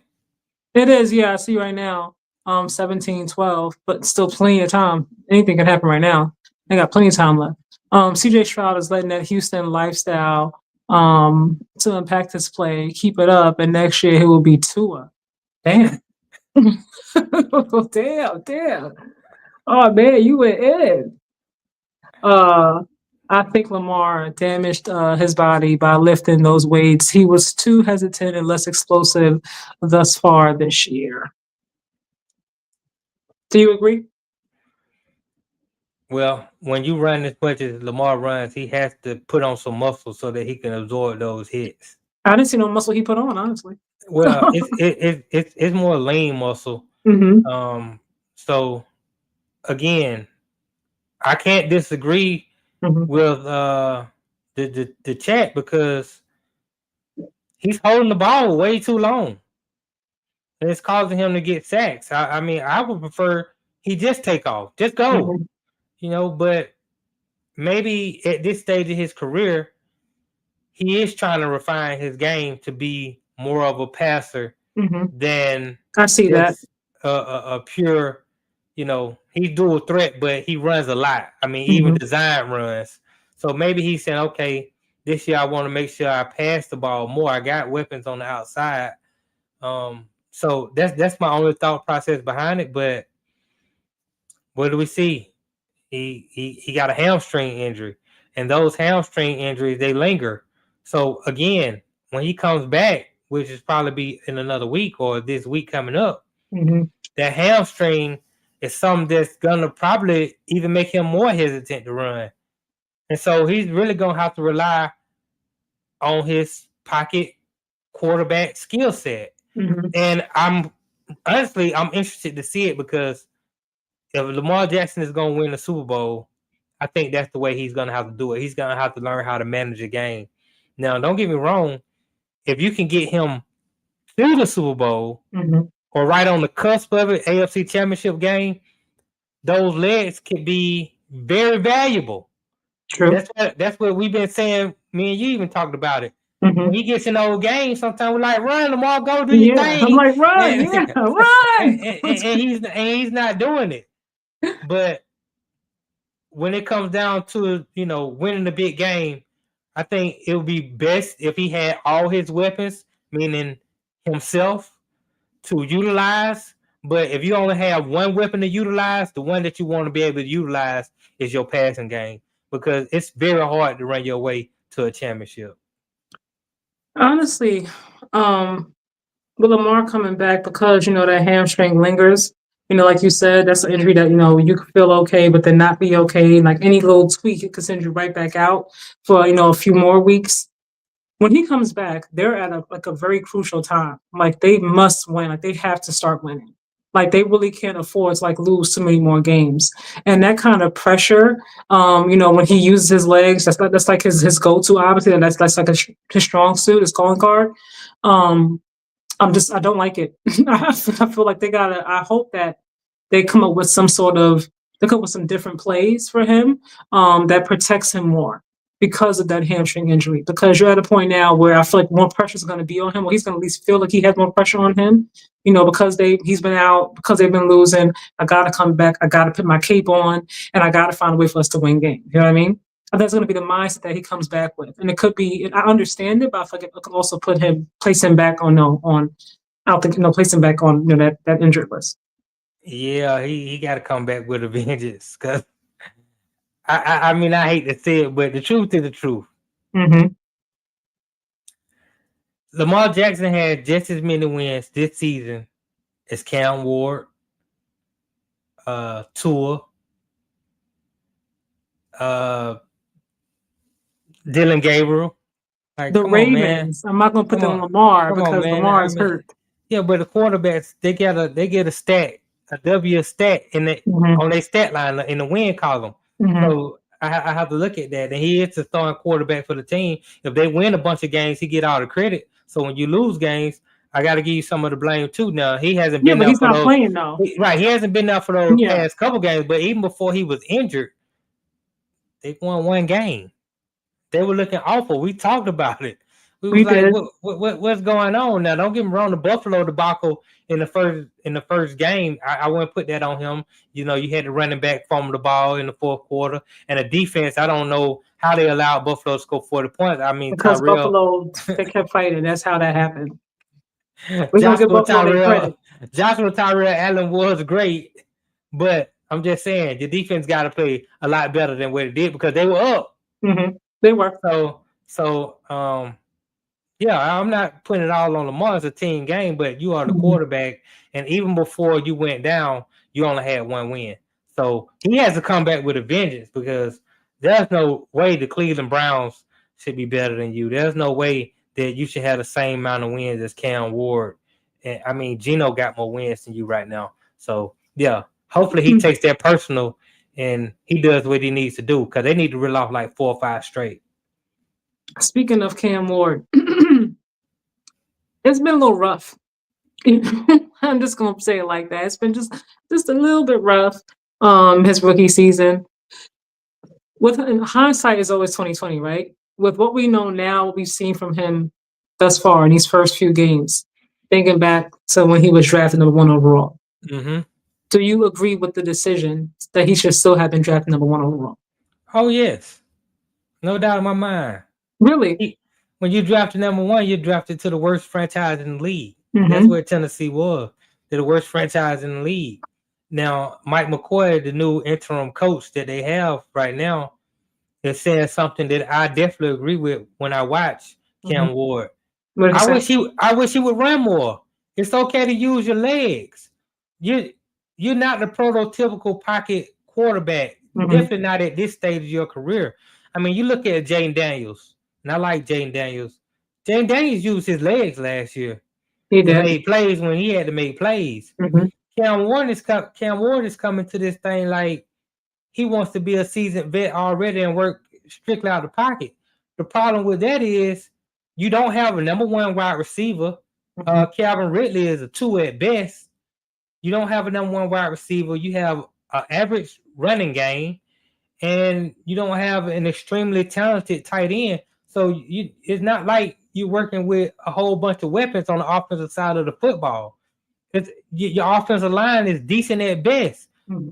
You got to get out of there. You got to jump out that window and use what God gave you, which is those legs and make plays. Mm-hmm. And that's what he's not doing right now. And if he did that, that'll help the team out tremendously, in my opinion. And But that's what I'm saying. The talent is there. I think all QBs in the league are talented to a certain extent. Obviously, some are just more talented than others. And there's tiers, levels to it. But when I look at him, and I don't watch every single game from him, I'm not going to even lie to you.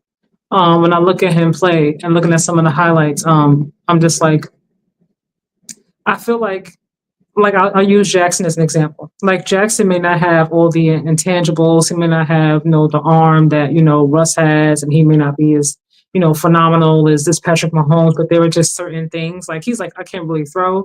I'm gonna use my legs. I'm just gonna use my natural instinct is to just run, extend this play. You know what I mean?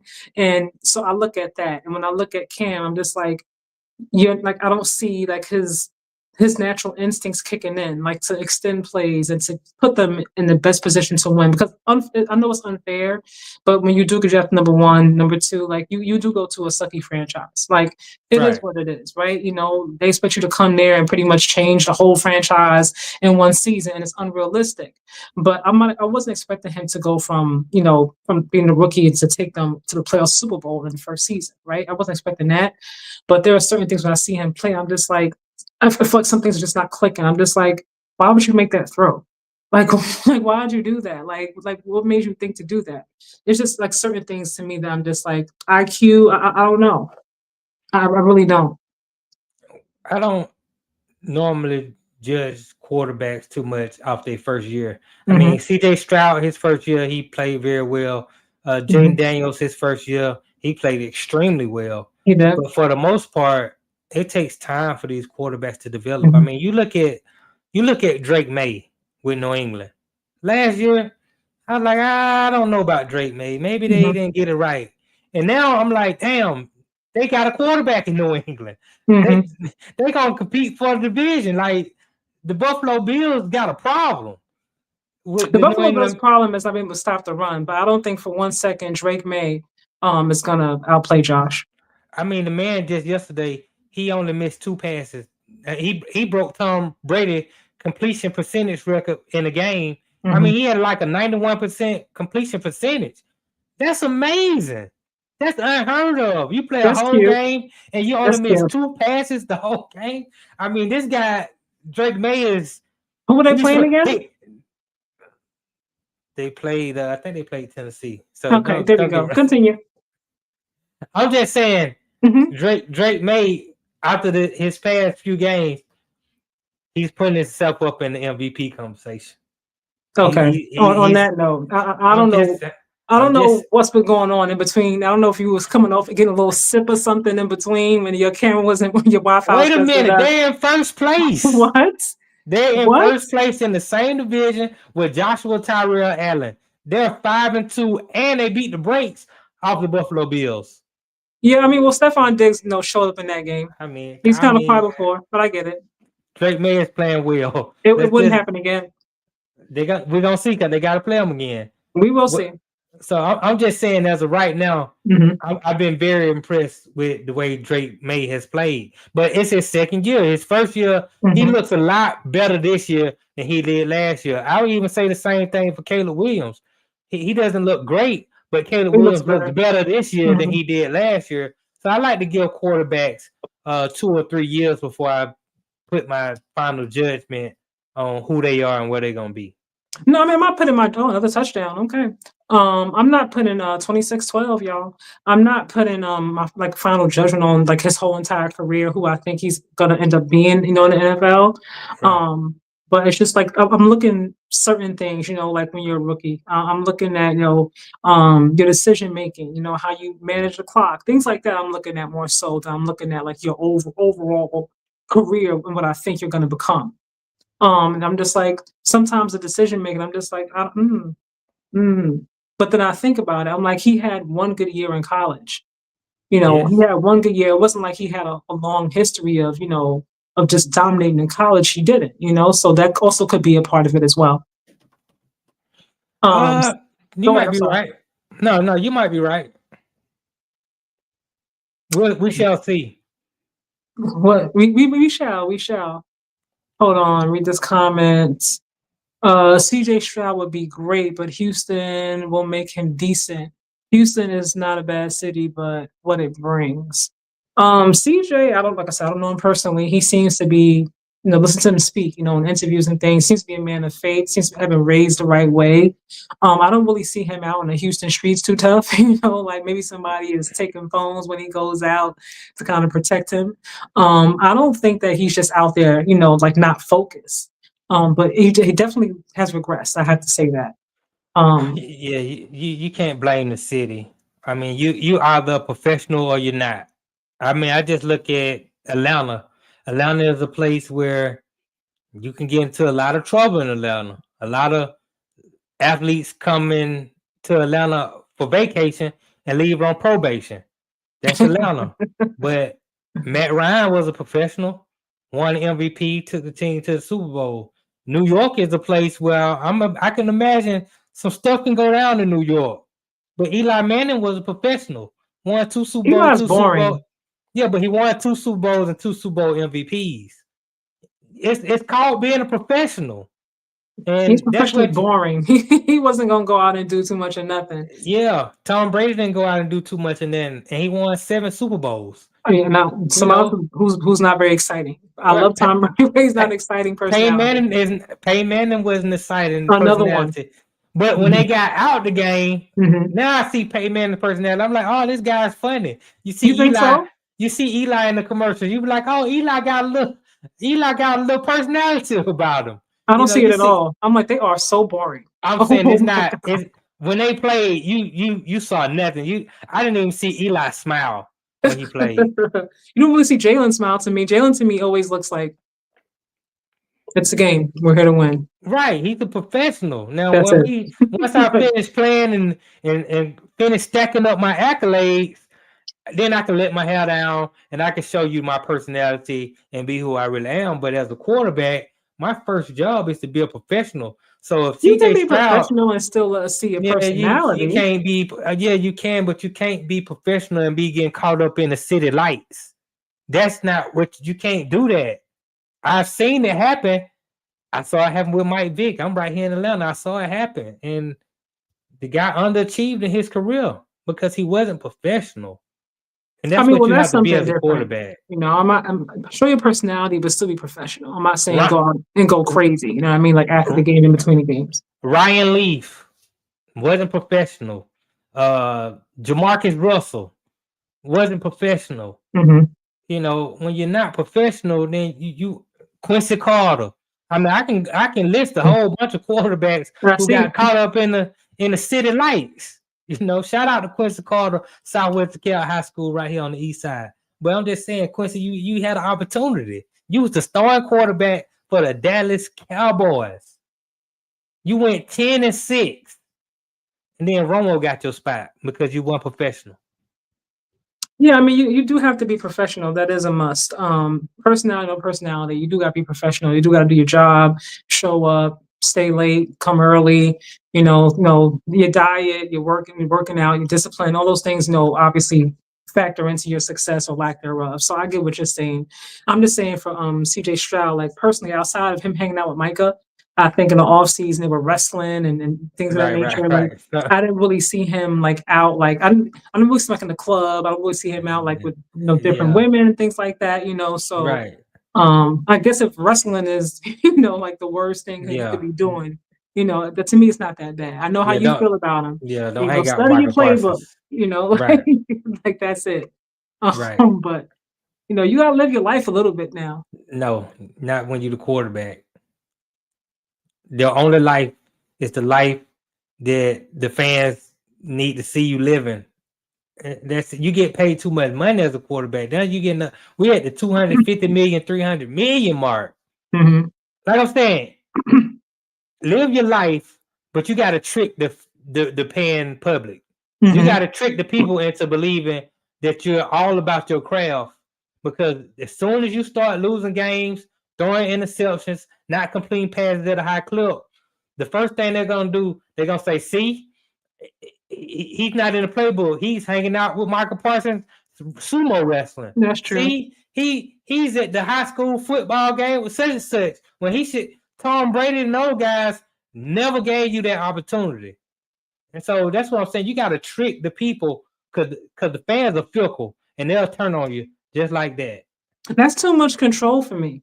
For me, if I think everybody, we have to, for me, even just as a fan, like, I don't think we have the right to tell these men or women, respectfully, what they should and shouldn't be doing. You know what I mean? Like, everybody's a human being.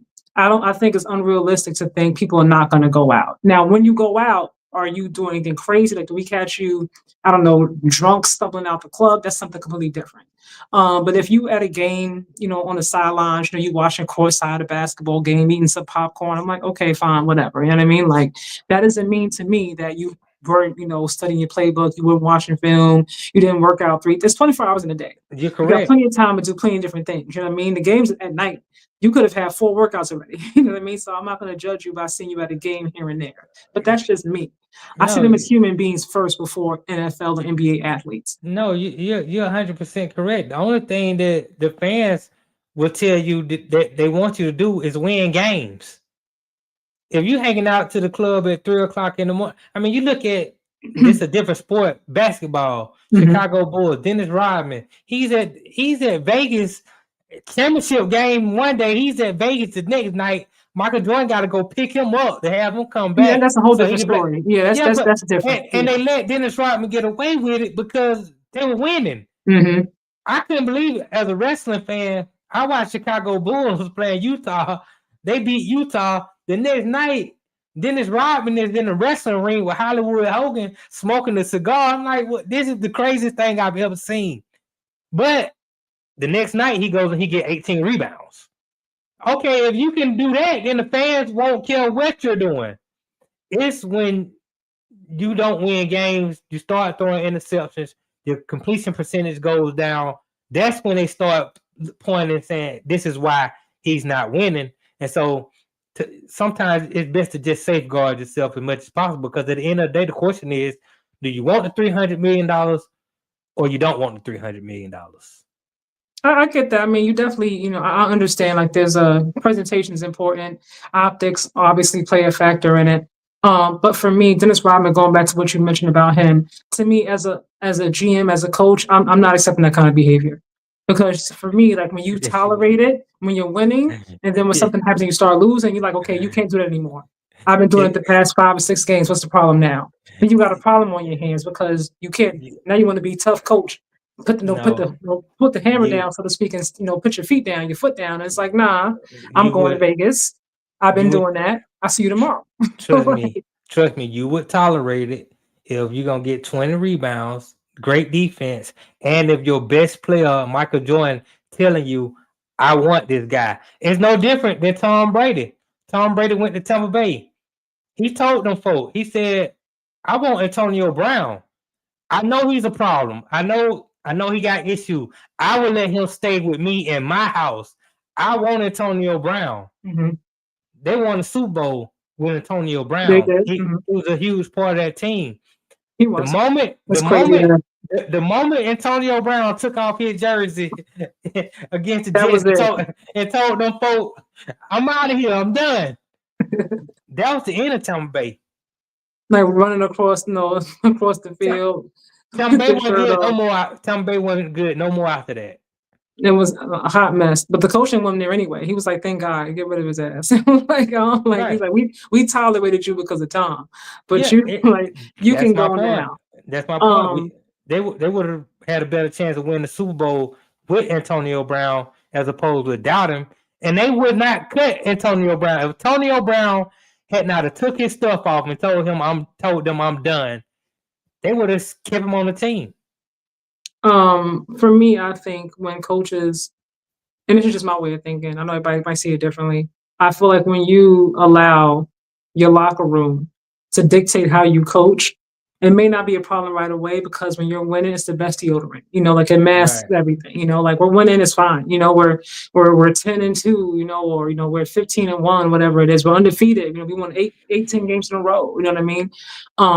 But when things shift and there's some adversity, then it becomes a real problem. And then you got then you try to get order again, or reestablish order and control of the locker room. And now it's hard because you allow them to pretty much dictate the whole thing.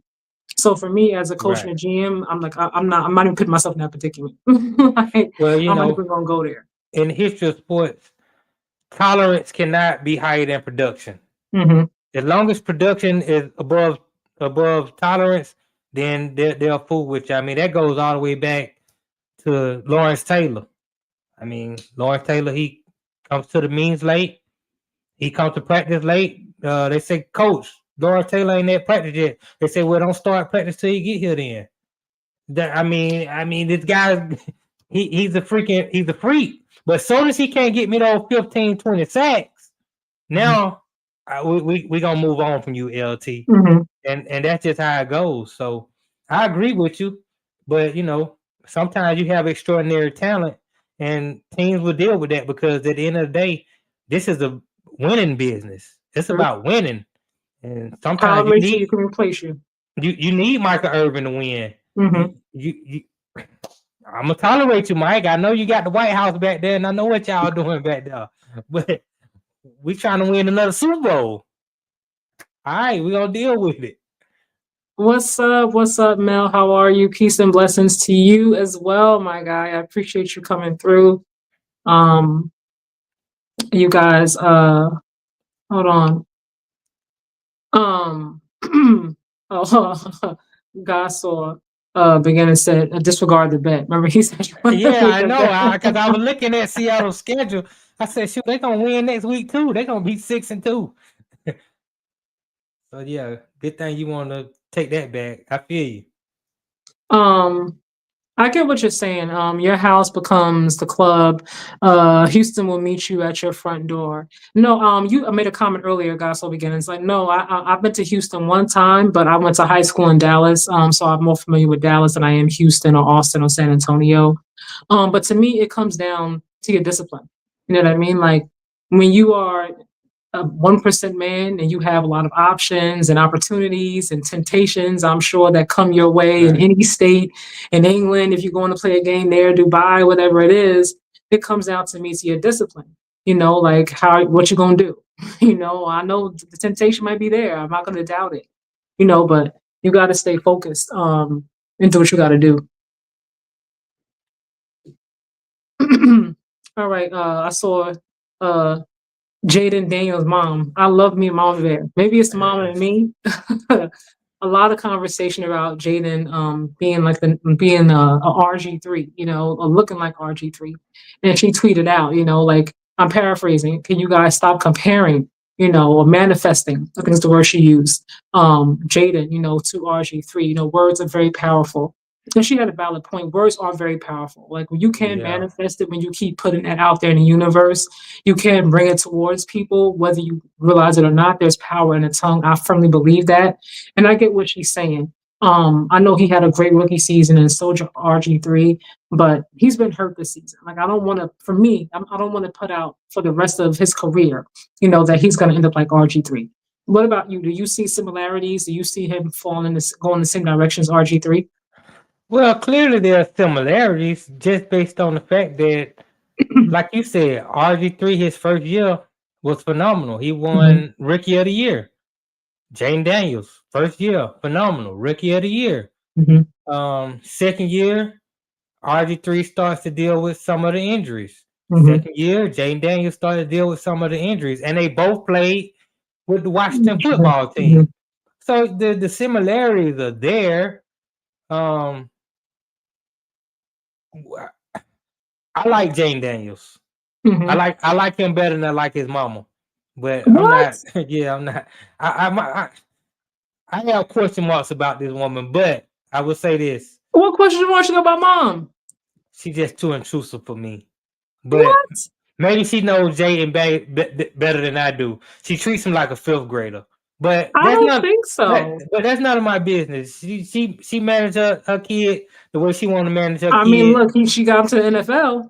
She did get him to the He's NFL. the starting QB. She did get him in the NFL starting QB. So I can't not parent however you want to parent. At the end of the day, I think he's well, I don't know his personality. I mean, he's just as quirky as RG3, if you ask me. But he's very talented, and I like his game. And so I hope he can stay healthy and play. But me and you talked about this a couple of weeks ago when you said you think he needs to add a few pounds. I was about to say that. I think he needs to put some weight on. So that he could be more durable. Another thing is he's gonna have to be very decisive with when he runs and when he doesn't run. He he did good that last season to me though. He was just like when he ran, I was really impressed by his decision making. Yeah, I was gonna say last year he had a very good balance of that type of thing, and he was able to pretty much stay injury free. This season, not so much. I've seen him running to guys. I'm like, why are you running into these big linebackers? You weren't doing this last year. Last year you would run straight out of bounds. You'll get your yards, you'll slide, you'll get out of bounds. You weren't taking the hits. And this year, for whatever reason, you're taking more hits than you did last year. So I just need him to get back to having that balance. Yesterday's injury was a freak injury. It happens. I'm glad it was just a hamstring pull. We'll see how long he's out. But again, this is going to be the second time in this short season that he's going to miss time with some sort of ailment. So Yeah, I wish the best for him because man, that season he had last year was phenomenal. it was, And right? and everybody who likes football, I mean, pretty much fell in love with the kid's game. Mm-hmm. And so I want to see more of him, on the football field. And I want to see less of Marcus Mariota. Let me just put it that way. Okay. I really do think a lot of it. I think also when you're a rookie, there's not really much footage on you in the NFL. So I feel like you can kind of get away with certain things your first year. And then once that first year is up, people kind of have more of an understanding of your game, your weaknesses, your strengths, and they game plan for you a little bit different. Mm-hmm. I think that's a part of it as well. But I do feel like I was always concerned about his weight. I was like, man, he's small. I'm like, he's a little scrawny thing. But his decision making, I'm like, okay, he's finding his way, he's making good decisions, he's not taking necessary sacks, so I was like, okay, maybe he can figure his way through it. But this season, like, he needs to put some more weight on. I think I'm not saying he had to put on like 10 pounds, 50 pounds of muscle, but he needs to put something on. A couple more burgers, in that weight room just a No, little bit, like something, I don't know I don't have I'm not a nutritionist or, a strength trainer, but he needs to do just a little something to help him out. right. I think he'll be all right. Let's see. I don't think he's regressed in the way that I've seen CJ Stroud regress. Mm-hmm. His if he has any regression, it's strictly due to being hurt. Not Yeah, I get that. when he's healthy, he's playing well. Read these comments real quick. Gospel beginnings. Words are influential, but God is always in control. I understand. I agree with you half of that. I do believe that. I think words are powerful. You can manifest anything. I feel like, be it good, be it bad. If you spend time manifesting a certain lifestyle, a house you want, a spouse, like I feel like you attract what you believe. That could be a good thing or a bad thing. And when you have people who keep constantly putting out negative things, they may not mean any harm by it. And I don't think everybody really means to put that on him. But I agree with what she's saying. You really have to be careful with what comes out of your mouth. So my son, the same thing. Like you have to really be careful. And I wholeheartedly believe that. I don't know how you feel about it. Do you believe like in the power of the tongue and things of that nature? Yeah, with words you can cast spells. So I definitely believe in the power of manifestation. And a lot of times most of the time we get what we manifest, even if we don't understand what we're manifesting. That's why it's a very positive thing to understand manifestation and what it is, so Mm-hmm. that you can sort of direct the things that you manifest. Because there's an old saying that says, "Be careful what you wish for; you might just get Mm-hmm. it." Mm-hmm. And so yes, I do agree that there are power with words, and when you speak with intentions. I was say they gotta be intentional. You gotta be Right. intentional. Be specific and be intentional. Correct. All right. Hold on, hold on. Oh, okay. Yeah. Wait. Gospel beginning said the father was present too, Catherine. You meant to say Kaj. I get you. The mother is doing too much. I think a lot of it also has been the way the media puts the spin on it. Like even with the game, we saw her like sit between him and I think his girlfriend now, Juju. That her sitting in between them was like for maybe like a few minutes. It wasn't as long the way like the media made it painted out to be. Like she came and sat there for the duration of the game and like they couldn't talk. Like like I don't. It wasn't that. And if you saw her, I think she was on the pivot. A few months ago, and she did an interview. She's like, he's a grown man, like he still makes his own decisions, but like I said, media is very entertainers, as Nadia would say, Yes, right? yes, So when she did that, like they're always going to show you a piece of something or a clip of something, and then if it looks, it could be that could be taken the wrong way in any kind of capacity, they're going to go with that. And it's gonna go viral 10 times over. We seen with Aisha Curry recently. She said one thing, and I mean yeah. they have been just dragging poor Aisha for the past I don't know how many weeks, bringing up old interviews she did like 10 years ago and whatnot. So you really have to be careful. But I don't think she's doing too much. I've never heard anything about his father. I don't. I don't know anything about his father. That's my issue. And I think my issue now that you explained it, it's not so much with his mom. It's as much as it is with how the media portrays his mom and Hmm. how they, you know, put her in the forefront the way they put her. You don't hear about his father. See, Is his dad around? I never really seen him at games. I didn't see him at the yeah, draft. I saw him and his mom. that's the thing. I don't know. My issue is in the black community, there's an epidemic going on. Hmm. And I don't want to get too much into it because this is a sports show. But You're not part like of Brother the D. My guy be going in. part of the epidemic that we're having is come from the media and the programming, and what it's doing is removing the man out of the family structure and elevating the woman. And the reason we don't have community and why we can't have any unity, because Mhm. unity and community starts at the home. True. And when you're at the home and there's no father present, and you leave it to, and I grew up with a single mother. Well, I didn't. My mother wasn't with my father, but we always had a male role model in the house, which was Okay. positive. But she was the controlling figure in the house. She was the dominant figure in the house, and it it just she did great. But it's a lot of flaws in that, Hmm. and I just think as a community they push this on us, and they push this on our women to be leaders and to lead the household and to raise Hmm. the kids and to do it all by themselves and be so strong and put so much on your shoulder, and the community is cracked for it, and that's the issue. So that's my problem. My problem is how the media pushes out.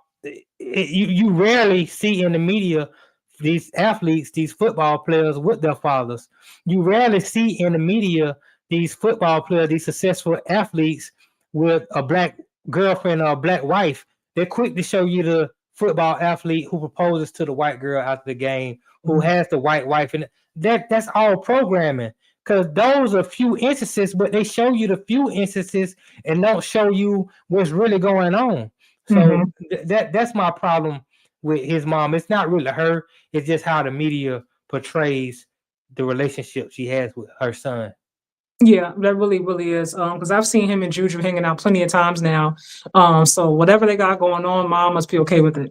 Or if she's not okay with it, Jaden don't really care how she feels about it. 'Cause I've seen her, around a few times recently at games, at I think her birthday party, just different things. So something's going on, and I think mom's okay with that. I think, Mm, look, out of all women in the world that your son could be dating, Juju has a head on right. She's talented. Like I don't think she's trying to trap him. So I think he got himself a good one. I don't know.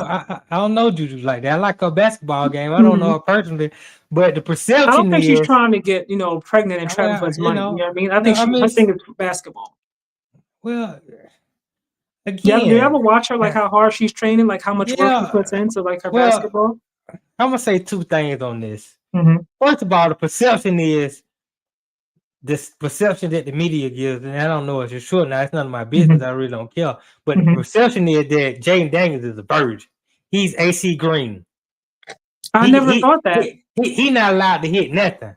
You know what I'm I, saying? That's a perception that they kind of put out there because his mama is guarding him against all the horrors that's out there that can take advantage of him. That, that's that's to be applauded if that's what you're doing. I never got that vibe from him, honestly speaking. Second thing is, let's say him and Juju are an item. Hmm. What? This is gonna be very controversial what I'm about to say, Uh but oh. it's Just it's spell it out. it's the truth. A lot of times, what's being sold in our in the Black community is that women should focus on education. They should focus on their careers. That's very true.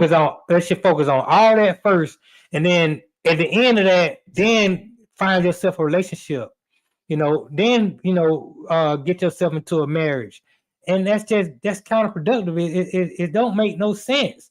Any other race can do both. They can get in a relationship, be married, and work on their education and their career. But for our women, it's pushed on them that do your education, work on your career, get established first. Now, by the time you 35, 40, now you want to settle down. It's almost an uphill battle to really get into a solid relationship at that point when your best years are in your 20s. So I just don't understand, but this is what they do to us, and this is why our communities are in the situation that they're in, because we follow a terrible blueprint that no other race of people, no other race of women are following. So I'll just leave that there because this is a sports show. I'll piggyback on what you said. Honestly speaking, like I'm not gonna get too deep in it. I feel like the men are not what they used to be either. Um, I know like my grandfather, like, and I know it probably sounds, traditional and old school, but like coming home, like his check he would hand to my grandmother.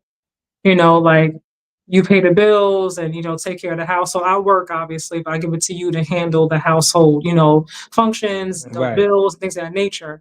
And now there's so much controversy on being a passport bro and not dating anybody who's a single mom and all these different Yeah. things. And I'm just like, we're so divided. I feel Yes, like, in I terms of agree. the genders, okay, I'm a man, so that means I should be working and I want my woman to be at home. Like, I mean, Aisha spoke a little bit about her wanting to do something for herself, like still have her own identity outside of Steph. And everybody's like, oh my God, how ungrateful is she? You have Steph Curry and you still want to have your own identity. Like you can do anything you want to do. I'm like, y'all, relax. She's entitled to want to be more than just Steph Curry's wife. That's not a dig against him, at least not the way I took it.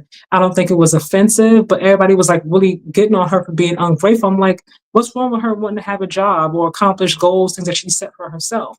It's almost like women need to just, I don't know, stay in the house at times and not work or just take care of the house. And if a woman says, I want to work, I want to have my own business, like, oh, well, you trying to be the man.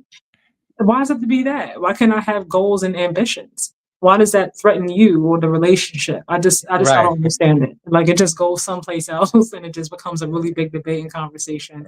Yeah. So Yeah, it does.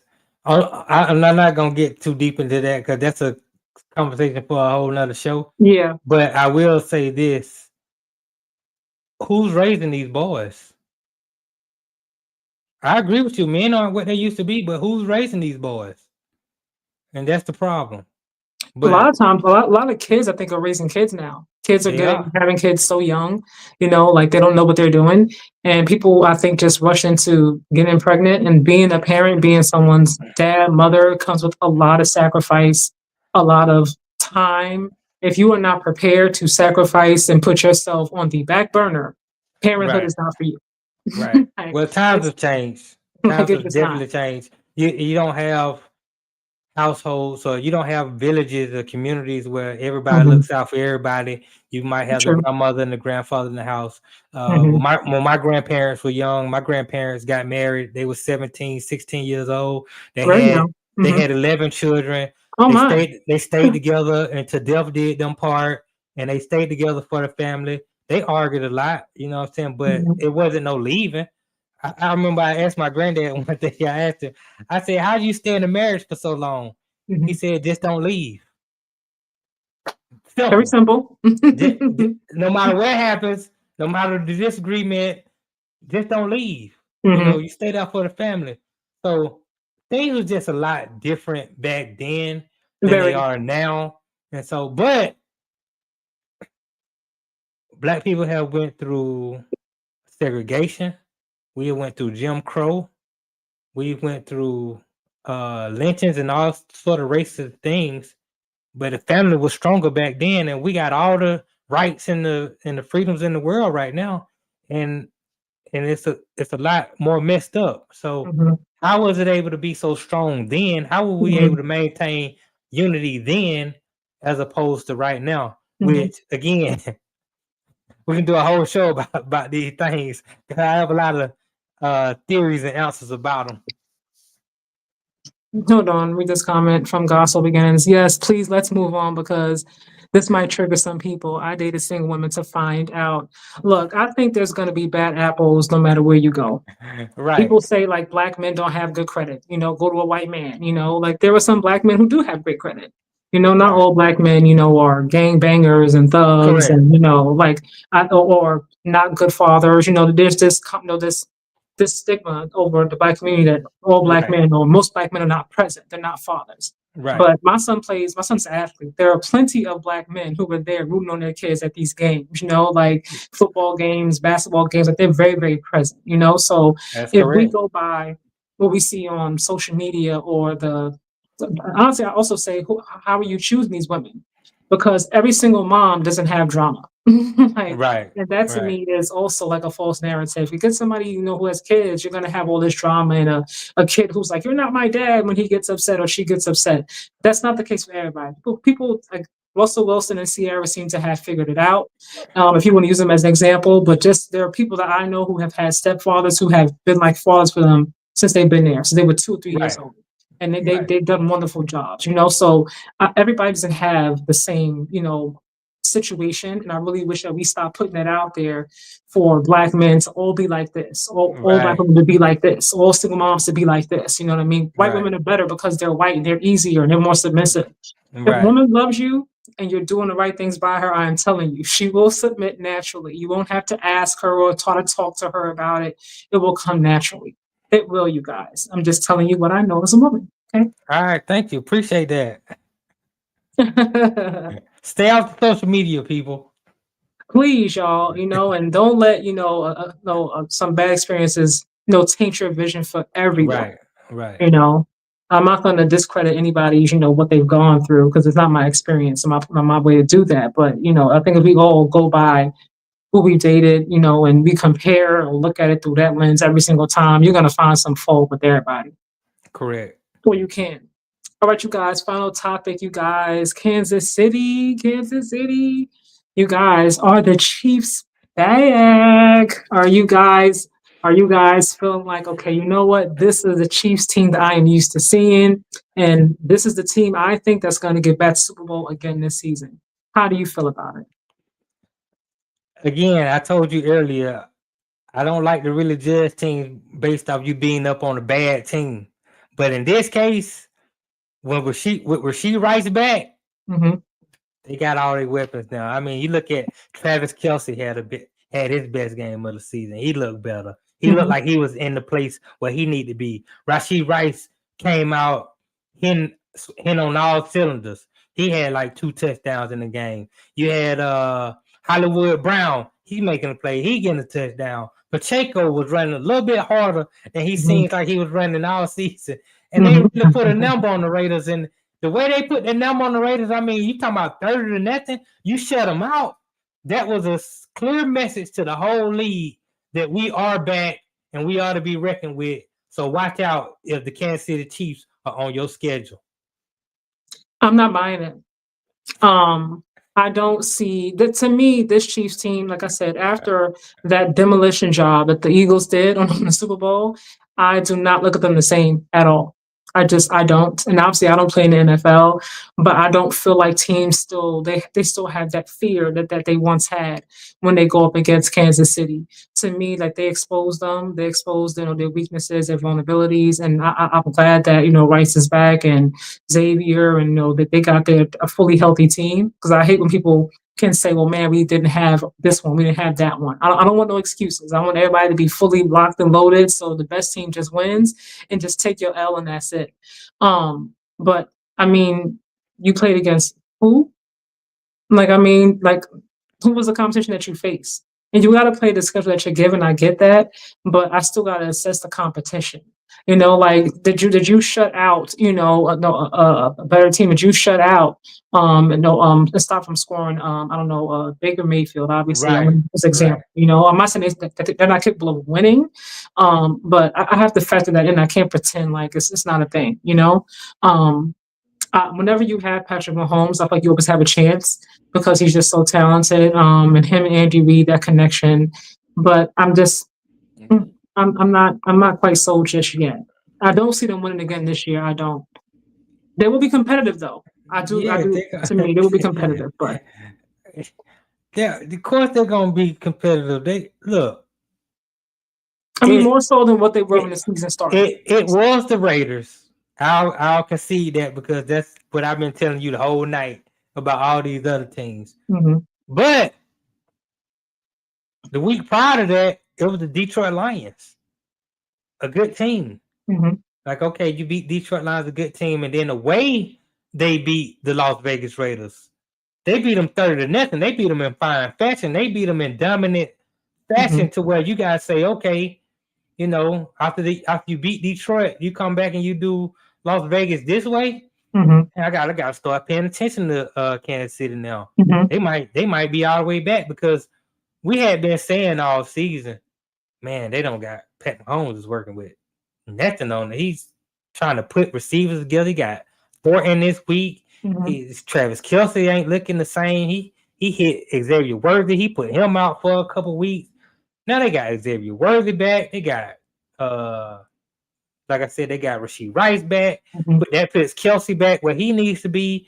That opens up the running game. Hmm. Yeah, they are a problem. And then you gotta also remember at the Detroit game, which I picked Detroit to win, but if I had known Taylor Swift and Caitlin Clark was going to be at the game, I would have picked Kansas City to win. Hmm. You got to factor that in. I think they're undefeated when Taylor Swift comes to the game. Hmm. So yeah, I mean Kansas City is back, baby, and I don't like it, but it is what it is. Teams gonna have to go. Teams gonna have to go into the games with Kansas City with the mentality. Now, this is my Super Bowl. Let's put everything into beating them. Because like you said, I think over the last few weeks, teams were playing Kansas City like, oh, we really not scared of them no more. They're not really a threat like that. I think teams still feel that way. I mean, you're Well, obviously going to approach them. I would hope with like a healthy level. I don't want to say of fear, but you're going to be aware of they got 15 on that side. I mean, like, no, it don't matter to me. To me, I don't even care like who the weapons are or not on the field. Patrick Mahomes is still one of those ones. You know what I mean? So I'm never going to just count them out. And I feel like whenever you approach a game and you're playing them, like, the defense has obviously been keeping them in games, even without the weapons, available on the offensive side of the right. ball. So for me, if you come into that game just thinking we just gonna knock them, just run over them, like that's foolish to me, foolish thinking. With any team, it doesn't even have to be the Chiefs. I feel like you should always come into it like this is NFL. Anybody can get God any week. You know what I mean? Yeah. But for me, I'm just like when I watched them play, and like I said, I'm glad they got the weapons back. But to me, something shifted in that Super Bowl, and I haven't seen it come back yet.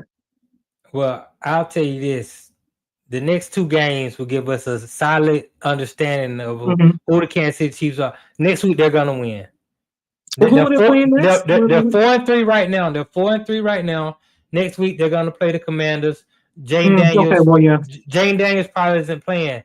But after that, they go up into Buffalo to play against Joshua Tyrell Allen. And depending on the outcome of that game, that's going to tell everybody everything they need to know about the Kansas City Chiefs. And it's also going to tell everybody what they need to know about the Buffalo Bills. Well, I think for me, I said from the first game, like even last season, they need more on the defensive side. I mean, to me, that's just obvious, and they need somebody else, another weapon for Josh. I really think so. Like I would try to. I know he might not want to leave, but I think they wasting Justin Jefferson's time over there. Like the quarterback carousel they got going on. You got somebody this season. You're competitive, but I really feel like, look, if I'm Justin, I'm trying to go someplace else. Are you trying to get Justin Jefferson to Buffalo on the slide? I'm not going to slide. I'm just saying it outright. if I had the opportunity, like I'm gonna try to go on ahead and get Jetta on this side. Like that kind of weapon, even if Josh is not throwing the ball to him, like it's still gonna open it up because now you gotta account for him. You cannot just leave him wide open. And you got to put more than one person in that area on him, right? That the one-on-one is it's no point even doing that. But then you still Yeah. got James Cook on his side, you know, like so, and Josh can still use his legs as well. So to me, like Justin Jefferson would be perfect if we could get him to Buffalo. Yeah, if you were playing Madden, it would work out. But to Say get again. if you were playing Madden, that would work out. But when you talk about the kind of contract that Justin Jefferson has Yeah, I to know. go along, Yeah. you just paid Cook and what Josh Allen is getting. Okay, you want to sacrifice the offensive line, you know. But I feel you though. If the Buffalo Bills had Justin Jefferson, it would be a cheat code, and they might break all kind of records. I know, like I'm just, but going back to Buffalo Bills, like I know, aside from my Madden, vision, the defense is a problem. I said that from the first game, and I love me some Joshua Tyrell Allen, as you know, but I like to call a spade a spade. The defense is a problem. It is a problem. Now when it comes to Patrick, like they've obviously battled back and forth plenty of times, so know each other really, really well at this point. The coaches and everybody in between. And Josh typically does beat him in the regular season. It's obviously the postseason where the issue comes in. So for Right. me, if they did not beat them in the regular season, like maybe we can actually flip it and beat them in the postseason this time. You know what I mean? Like I'm gonna look at it that way. Because the expectation is usually like, okay, we know that Josh can find a way to beat Patrick Mahomes in the regular season. But when like the main stage shows up, and some of these wins I don't really fucking even on Josh, I'm being honest with you. I left you with 13 seconds on the clock. We were winning. You need to get a stop. Right. You need to get a stop. Right.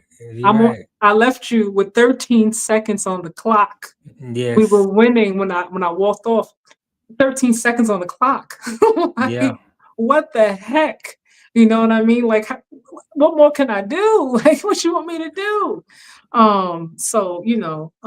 But it should be a good game. Like I said, now that they have their weapons back, and obviously we can all see that the Bills have a problem stopping the run, they might just win that game, in spite of how great I think Josh is. Yeah. I mean, the last time I seen Buffalo was against the Falcons. And They couldn't stop Bijan. in the He's one first person. in the first half, Bijan did everything he wanted to do. He ran the ball, he caught the ball, he scored the ball, whatever he wanted to do. In the second half, Buffalo defense played tremendous. The offense could get nothing. And I'm like, what's going on? So now I know you have concerns with the defense, but I have concerns with the offense. And Well, it's a lot of it surprising. goes through James Cook as well. Right. James Cook is not going to cook every game. You're Correct. not going to expect him to just run amok every single game. That's unrealistic. So if you slow down James Cook and he's not able to cook, then who else you got? That's why I said Justin Jefferson. I mean, I know like that. Just be a prayer out there for the gods. But Right. if not Justin Jefferson, they really need to consider getting somebody else. Yeah. To make it easier for Josh. Yeah. I don't know. Well, Tyler Lockett just told Tennessee that he wanted out. They mutually parted ways. So Tyler Lockett is out. He'll be a free agent. So I don't know if that's something that Buffalo might be interested in. He's another small receiver. He's getting up there in age. Maybe Shakir is good enough to, you know, be that guy, that utility guy. But to your point, they don't really have a number one wide receiver in Buffalo. They don't. Everything is James Cook. Right. And then Khalil, sometimes, but pretty much James always gonna get the ball and then just run. Like that's what he's gonna do. Every single time, and that formula is not gonna work for every single team. It's not. So they gotta fix that. If your defense, Josh putting up, like Joe, putting up, let's say 30 points a game, but your defense is allowing 33 points, 32 points, and you still losing in spite of how many touchdowns Josh is, throwing for or running over you for. So it's not going to work. You got to get some stops. I agree. They got to So fix it. Yeah, I don't know what they're gonna do, but that's been the issue over and over again. Before we get out of here, though, I'm sure I'm gonna read this comment really quickly. Shador with Minnesota Vikings is Rookie of the Year and first round playoffs. Okay, okay, I like what you're saying now. Now you're talking my language. JJ McCarthy defines the antithesis of mediocrity since this is YouTube to be less controversial. I like Shador with Justin, and I agree. Like you're not going to get an argument here for me. Maybe it's me being biased, and my wishful thinking, but I have no argument. I agree with the Shador part. What you think? Don't get quiet now. What you think? Carson Wentz is putting up big numbers. I mean, Minnesota is 3-3. He looked crazy out there sometimes. He's running for his life. Of course, he's running for his life. So I'm like, Carson, where are you going? What would Shador be doing? Shador would be running for his life. Like, you just want to be a Debbie Downer. No, I want to be as real as possible. I want to be as authentic as possible. I like Shador. I want to see Shador get an opportunity. I believe his opportunity is coming soon. Yeah, not the way you talk about Big Play Gabe. Yeah, Big Play Gabe is, and this is the thing. Little Dylan. What the coach was saying today, he said, what do you say now? The coach said, we haven't turned the ball over in 3 games. That gives us a chance to win. I agree with that. The offensive line, if you saw the Cleveland play this week, and they say Kevin Stefanski went in and he lit up the offense. They say he went to Hood Stefanski. He cussed everybody out. They say he was on some stuff they had never seen before. And he really got into the offensive line. And you saw how that offensive line played this week. They dominated in the trenches. And that's why Jenkins was able to dominate the way he did on the ground. I mean, Dylan Gabriel, he just managed the game. He's not out there, changing the game. He's not a game changer. I agree with that. He's not a game changer. But what he does, he stays on script.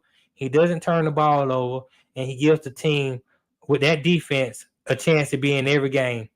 And they give him the most basic conservative plays. Yeah. That's because he got a rookie quarterback and he wants to give his rookie quarterback the best opportunity to succeed. I mean, we just talked about Cam Ward earlier and talk about how awful he looks. But they're putting a lot on Cam Ward's plate early. Yeah, I get what you're saying. They're not giving him, the same vanilla plays and just get us through it. They need Cam Ward to be a game changer in order to have an opportunity to even stay in games, to compete. So, with that being said, I believe the Cleveland Browns have New England this week. That's going to be a tough game. Like I said, Drake May has been playing out of this world.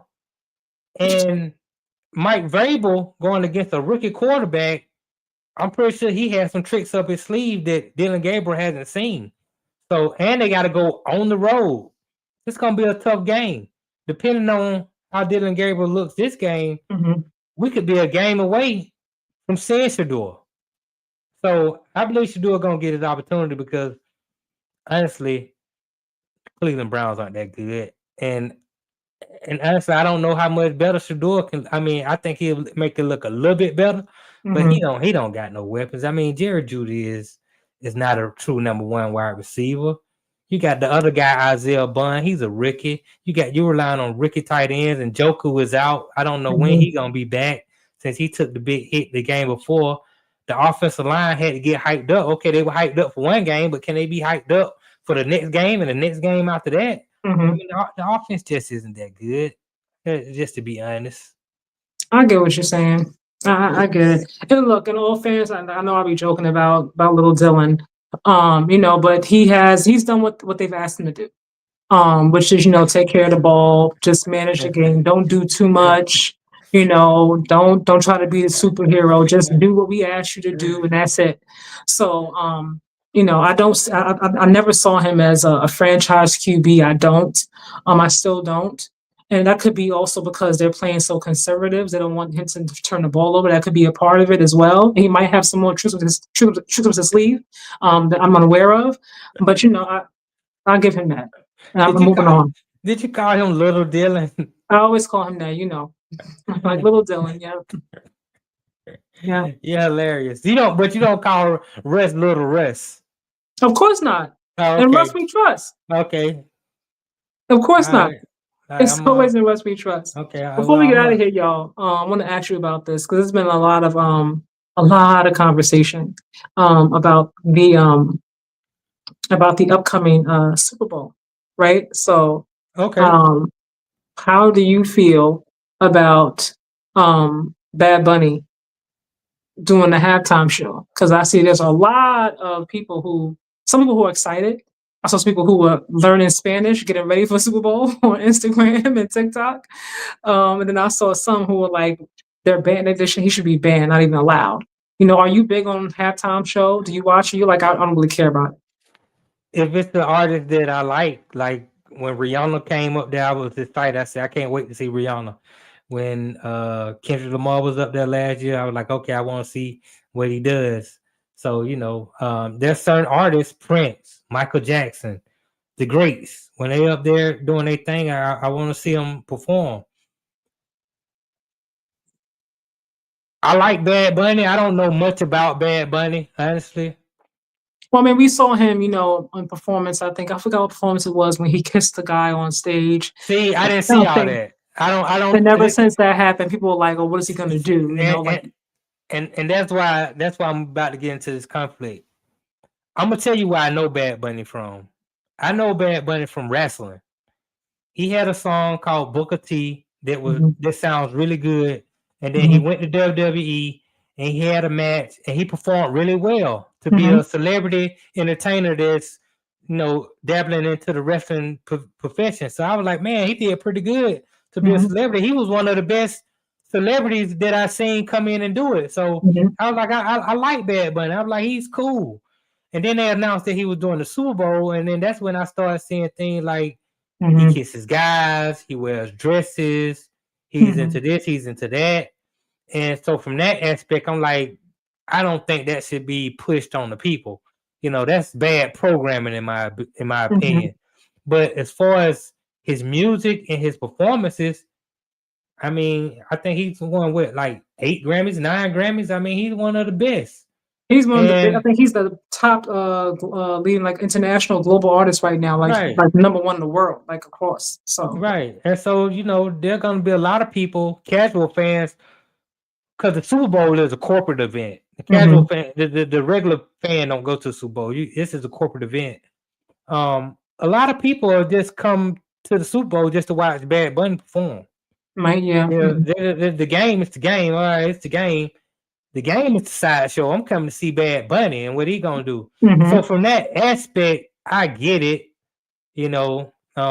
I think Jay-Z is on the committee, and He there have is. been lots of questions talking about All the black is artists it have been performing. right? Is it time for Nicki Minaj to have a opportunity to do a Super Bowl? We should have had She Drake, she Lil been putting in Wayne. work. Drake, Lil Wayne, there's other artists out there, but for whatever reason, he wants Bad Bunny. And Well, they did ask Taylor Swift. They said, but they couldn't. oh yeah, They couldn't Taylor Swift agree turned it on down. her. I Yeah, they heard. said her list of, I guess, demands, things that she wanted. They couldn't meet eye to eye on that. Right, which is to me that could be telling. I mean, if you offer Taylor Swift this opportunity and she turned it down, man, I would like to know the details of what was really going on with why she turned it down. But Hmm. then to go to Bad Bunny and him himself, I mean, again, Bad Bunny is an international superstar. He I is. get it. I can't knock it. Their decision to do it. I'm just hoping that Bad Bunny does not wear a dress and he does not kiss any men on the lips in the Super Bowl. And That's if the thing, you know, he likes to push the envelope. Some people feel like he likes to, he's all about empowerment. You know, it really depends on the way the lens you choose to look through, you know, how you see him. So yeah, I don't know if I would, if you got young kids, you might want to not have them watch this halftime show. Maybe they can watch it on replay after you see it for yourself and then decide if you want them to watch it. But I do expect him to be controversial. I do not expect him to play it safe at all, just given the kind of artist that he is. well, you might be right considering that last year Kendrick Lamar pushed the envelope and he didn't play it safe. And it was very controversial to a lot of Mhm. people. And so maybe that gives an artist like Bad Bunny the courage to say, okay, now I'm gonna push the envelope in the way Mhm. that I want to push it. But I just think they have to be very careful with that because you can say don't let your kids watch it, but they can't escape it because they got YouTube, they got these Mhm. phones, they got social media. It's gonna be clipped up.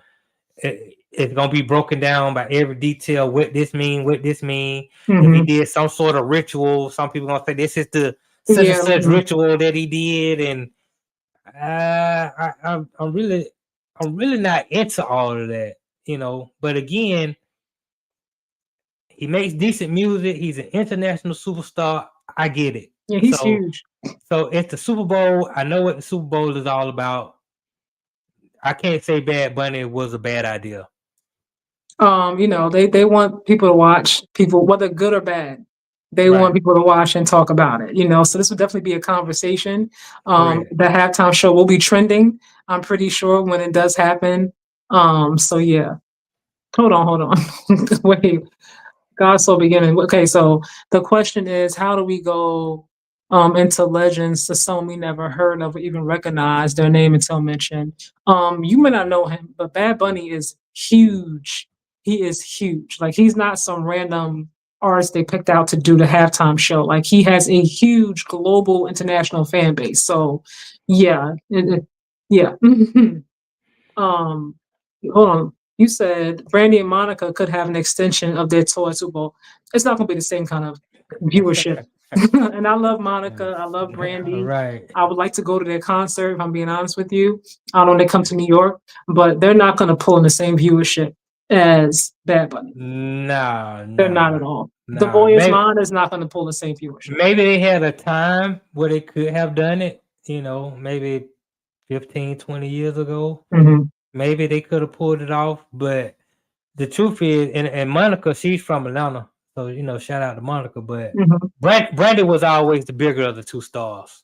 They came out at the same time, so it's sort of always been a rivalry between them two when it Hmm. came to singing and who was better and who danced better and who made better videos and that type of thing. Hmm. But Brandy was always the bigger of the two, and so it's cool that they on tour together. I saw that. I It saw them is. Yeah, I like that. on They the cover finally of a put that. magazine. I was Hmm. like, okay, they putting the two together. You know, they trying to go Hmm. make a make their last little run. You know, I'm okay with that. That's cool. Yeah, I like Monica, always have. I like Brandy too. Um, but like I said, this is going to be an interesting halftime show. I don't know if he's going to be kissing guys, but I do expect him to dress or wear something that might be like, whoa, like what is he wearing? What does that mean? What's the symbolism behind it? Kind of thing. I do expect that. I I'm gonna do. tell you this because you know sometimes these Super Bowl performers they have other guests that they bring to the That show too. and they Hmm. perform. If Bad Bunny comes out there with a dress on and lipstick and eyelashes, and if he brings out Little Nas X, I'm done. I might not even watch the second half of the game. I might be done with the Super Bowl for the whole night. I'm not doing it. Really? I'm gonna have a problem. Oh Yes. my. I forgot about Lil Nas X. I know he had some issue a couple of weeks ago. When they found him walking around naked, like he was high on something. I really hope that he gets himself together mentally, really and truly. Um, Big Dog, what's up, Big Dog? I haven't seen you in a minute. Bad Bunny halftime show equals food break. Yes. Yes. I'm gonna. Yes. I wasn't gonna watch it at first because like I'm not like a big Bad Bunny fan, but I said I'm gonna watch and see what actually happens. Of course you're gonna watch it. Yeah. Everybody like to see a car crash, a train wreck. But who knows? He might play it safe because kids are watching. I don't expect him to, but you The never tra- know. the train might not go off the track, but I You need to never know. see. Right. But I don't know if he's gonna be. If he starts kissing guys and things of that nature, I don't know what's gonna happen. I really What you don't. mean? What you mean? You don't know what's gonna happen? I mean, like because they put him out there, knowing like the kind of artist that he is, like whose head is gonna roll. Like if he does push the envelope way out there, it's like a huge uproar. Like I'm just wondering, like will there be a head that rolls for it?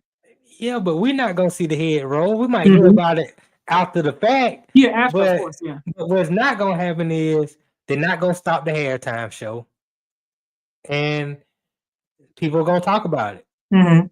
And so, yeah, it's watching to see if this train gonna run off the track or not. I I mean, mean, but I'm gonna nowadays watch it. I'm gonna watch it, and I know what I don't want to see, but I gotta see if I'm gonna see what I don't want to see. Big Dog said Bad Bunny and Lil Nas X will be the nastiest of work. Right. It might not be, anything crazy. They might wear dresses, maybe. They might, I don't know, do a What you little mean? Hold on, wait. a little twerk, maybe, What you 'cause say? You said it might not be anything crazy, and then your next thing was they might just wear a dress and do some because twerking. honestly speaking, aside from Bad Bunny, right, Lil Nas X, like I see a lot of men wear skirts in fashion now. Wait a I've seen minute. Kanye do it. Who else? Like when you see them go to like these fashion shows, and sometimes you see them come to games, like they really push the envelope with the fashion now. It's almost become like That's everything is unisex. Men can wear lipstick, they can wear lashes, they no, can wear heels. It's like there's like no. no man or woman now almost. It's like This is a problem. I'm not saying it's not. I'm just saying that's the way society is going. No, that's not how it's supposed to go. That's the issue. That's the issue. Don't shoot the messenger. I'm just saying. They got We the, can't the have this athletes type of with the nail behavior. polish. They got the No, athletes that. with the nail Oh my polish and things of that gosh. nature. So Oh my gosh. it's just it's just different. It's It's different getting out of times we live in. control. It's getting out of control. It really is. I just did a story on the raw side of things the other day about these girls, this new lip gloss that these young girls are wearing Mhm. that makes it look like it's ejaculation on their lips and they blowing the bubbles. Like, come on, like Wow, I haven't this is seen just that, and I'm glad I this is haven't. this is too much. Hold on. And that's a sign that I know. I'm like, damn, I must be getting old. I don't honestly, even when I was younger, like I would never wear something like that when I was younger or now. Men in dresses twerking is crazy. Lord, you can go ahead and bring me home if this is normal now. I mean, look, when I be scrolling through Instagram, sometimes I be seeing men twerk and do all kinds of. I'm like, oh my goodness, like what's happening? It is different. Hold on. God Hustle again says she's in NYC and probably hitting clubs in Greenwich Village. I don't club. I really don't. I didn't when I was younger either. I work, mom, gym, I'm on here, but that's not really my interest. I've never been a clubber at all. But no, even aside from like my personal beliefs, as I have my own. Like my son, he's like, what's wrong with nail polish? What's wrong with Ryan Williams having nail polish? I'm like, absolutely not. Like, absolutely not. Like nail polish for what? Women wear nail polish. Absolutely not. There's no world we should wear nail polish if you're a man. That's just personally how I feel. Right, But obviously the times that we live in, the LGBTQIA community is getting bigger and bigger, and the acceptance right, margin is becoming closer and closer. Things that you did back in the day that you used to once hide from the public, now you just come out.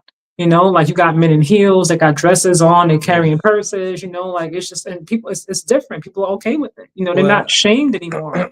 it's about political capital.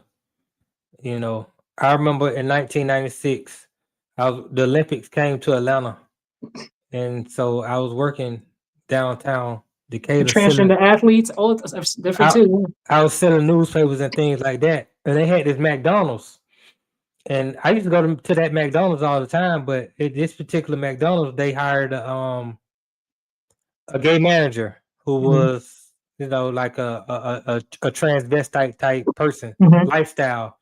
And within 1 week of them hiring that manager, everybody who worked in there was transgender. It was the first time I had ever seen anything like that. That was in 1996 in mm. Atlanta.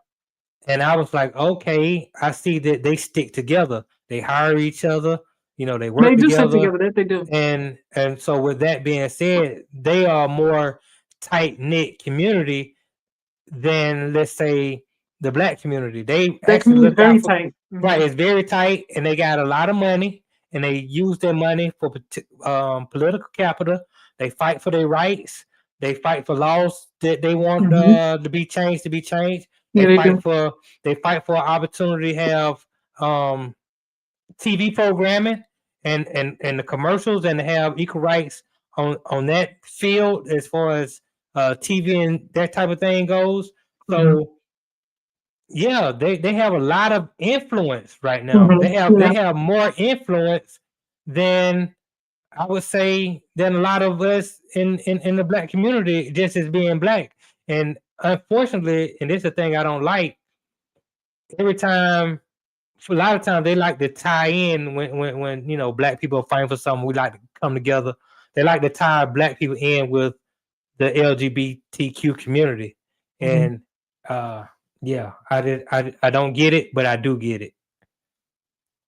I'm gonna read these last two comments, y'all, before we get out of here. Big Dog said Janet Jackson boob came out accidentally. Was it an accident? That was the big controversy I remember. It was accidentally. And her career went downhill. Bad Bunny can come out dressed like Marilyn Monroe and will have a $2 billion tour. Times are different, though. That's the thing. If Bad Bunny performed back in the time when Janet Jackson did the whole thing with Justin Timberlake, probably not, because what was accepted then is not what's accepted now. So he probably wouldn't have even been up for a conversation to be a part of the Super Bowl halftime show. I don't think, but it's different now. Whether we like it or not, or we agree with it, like it's a whole new world, literally. um, Gospel Beginning says when women loved a man named Prince, some heterosexual men may have considered wearing polished and looking pretty. Kaja probably requires more background. When it comes to Prince, I fully believe that Prince was not 100% straight. I've said this for years. Music wise, artist wise, he was brilliant. I will not take that away from that man at all. But I do not for 1 minute believe he was 100% straight. I just don't. I'll say this. First, I'll say this about Janet Jackson. She had a breast pop out, you know. Um, hopefully, we don't see any body parts pop out with Bad Bunny and them. Then that might be a problem. I don't think that's You going to be know, popping out. Janet Oh Jackson my God. she showed nudity on live TV with kids were watching. So I get that. Mhm. Even though Justin Timberlake popped the boob out, but that's not here nor there. Um, Prince. Prince might have, he was a feminine type male, like when he did his music. He was more like a rock and roll star. A lot of rock stars did things a lot differently from the average musician. But when you watch his movies and you watch his videos, he always had 3 to 4 bad women with him. It was like, so for us men, it was like, okay, he seems to be a feminine male, but man, he's always with 3 or 4 bad women. So it's like, it was almost like he was a more not so much a feminine male, but an over sexualized male. Mhm. It seemed like everything with him was, sex with multiple women, having multiple women. He would even be nude. He would show his butt cheeks on the stage with some of the garments that he wore. But when he was doing all this, he was always around a bunch of women who seemed like they wanted to be with him. So I that's mean, why well, he it was was kind he of was he was it was Prince. confusing. Yeah, it was kind of confusing. It was like, is he gay or is he just over sexualized Mhm. and you didn't ever know. But in the Super Bowl, he came out there professional, had his garment, he was just clean, had his guitar, he played, and then it started raining. It was the second best Super Bowl Mhm. performance I ever seen. Who was the first for you? Michael Jackson. Okay. Michael Jackson came out the helicopter. It was the greatest thing ever.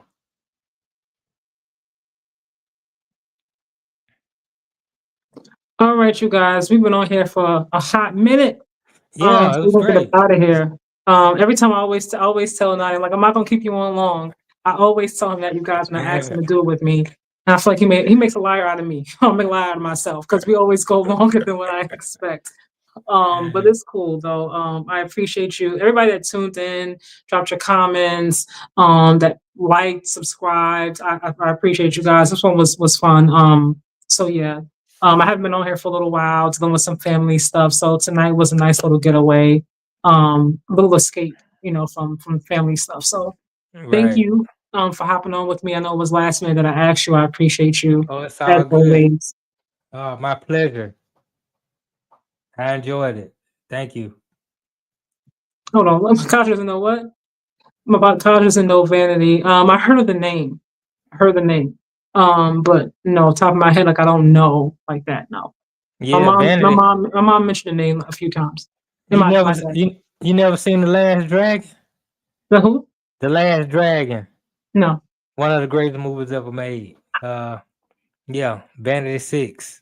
She was ah I can't believe that her name is tipping out my tongue, but Hmm. yeah, she was great in that movie. Yeah, so Okay. yeah, Last Dragon. She was in it. I'm surprised you actually watched the movie. Okay. What you mean? You don't really watch. You usually watch movies or TV shows, right? Yeah, but I'm saying I was watching that when I was like 5 years old though. Oh my. Okay. Yeah. Excuse me. Oh my goodness. Oh, he put the name in here for you. Yeah, no, I was thinking about her character name in the movie. It's Okay. also it's also the name of a very expensive marijuana product. Oh, I That's why I definitely was don't know like, right, that. right, right. I have never had any kind of marijuana, y'all. I have not. Yeah, yeah, that's a positive thing. I have not. I know That's a if like positive everybody in thing. this world has at least once. I just Yeah, haven't. yeah. I haven't. It's been a couple years for me. I stopped really smoking a couple years ago, They but lace everything with different things nowadays. You gotta be careful. Like, yeah, yeah. I mean, mm, it's, you need to know where it's grown from, hmm you know, and so that's the thing. But yeah, it's a positive thing to stay healthy, as healthy as possible. I'm a health nut, so we know. I'm sure you're a vegan.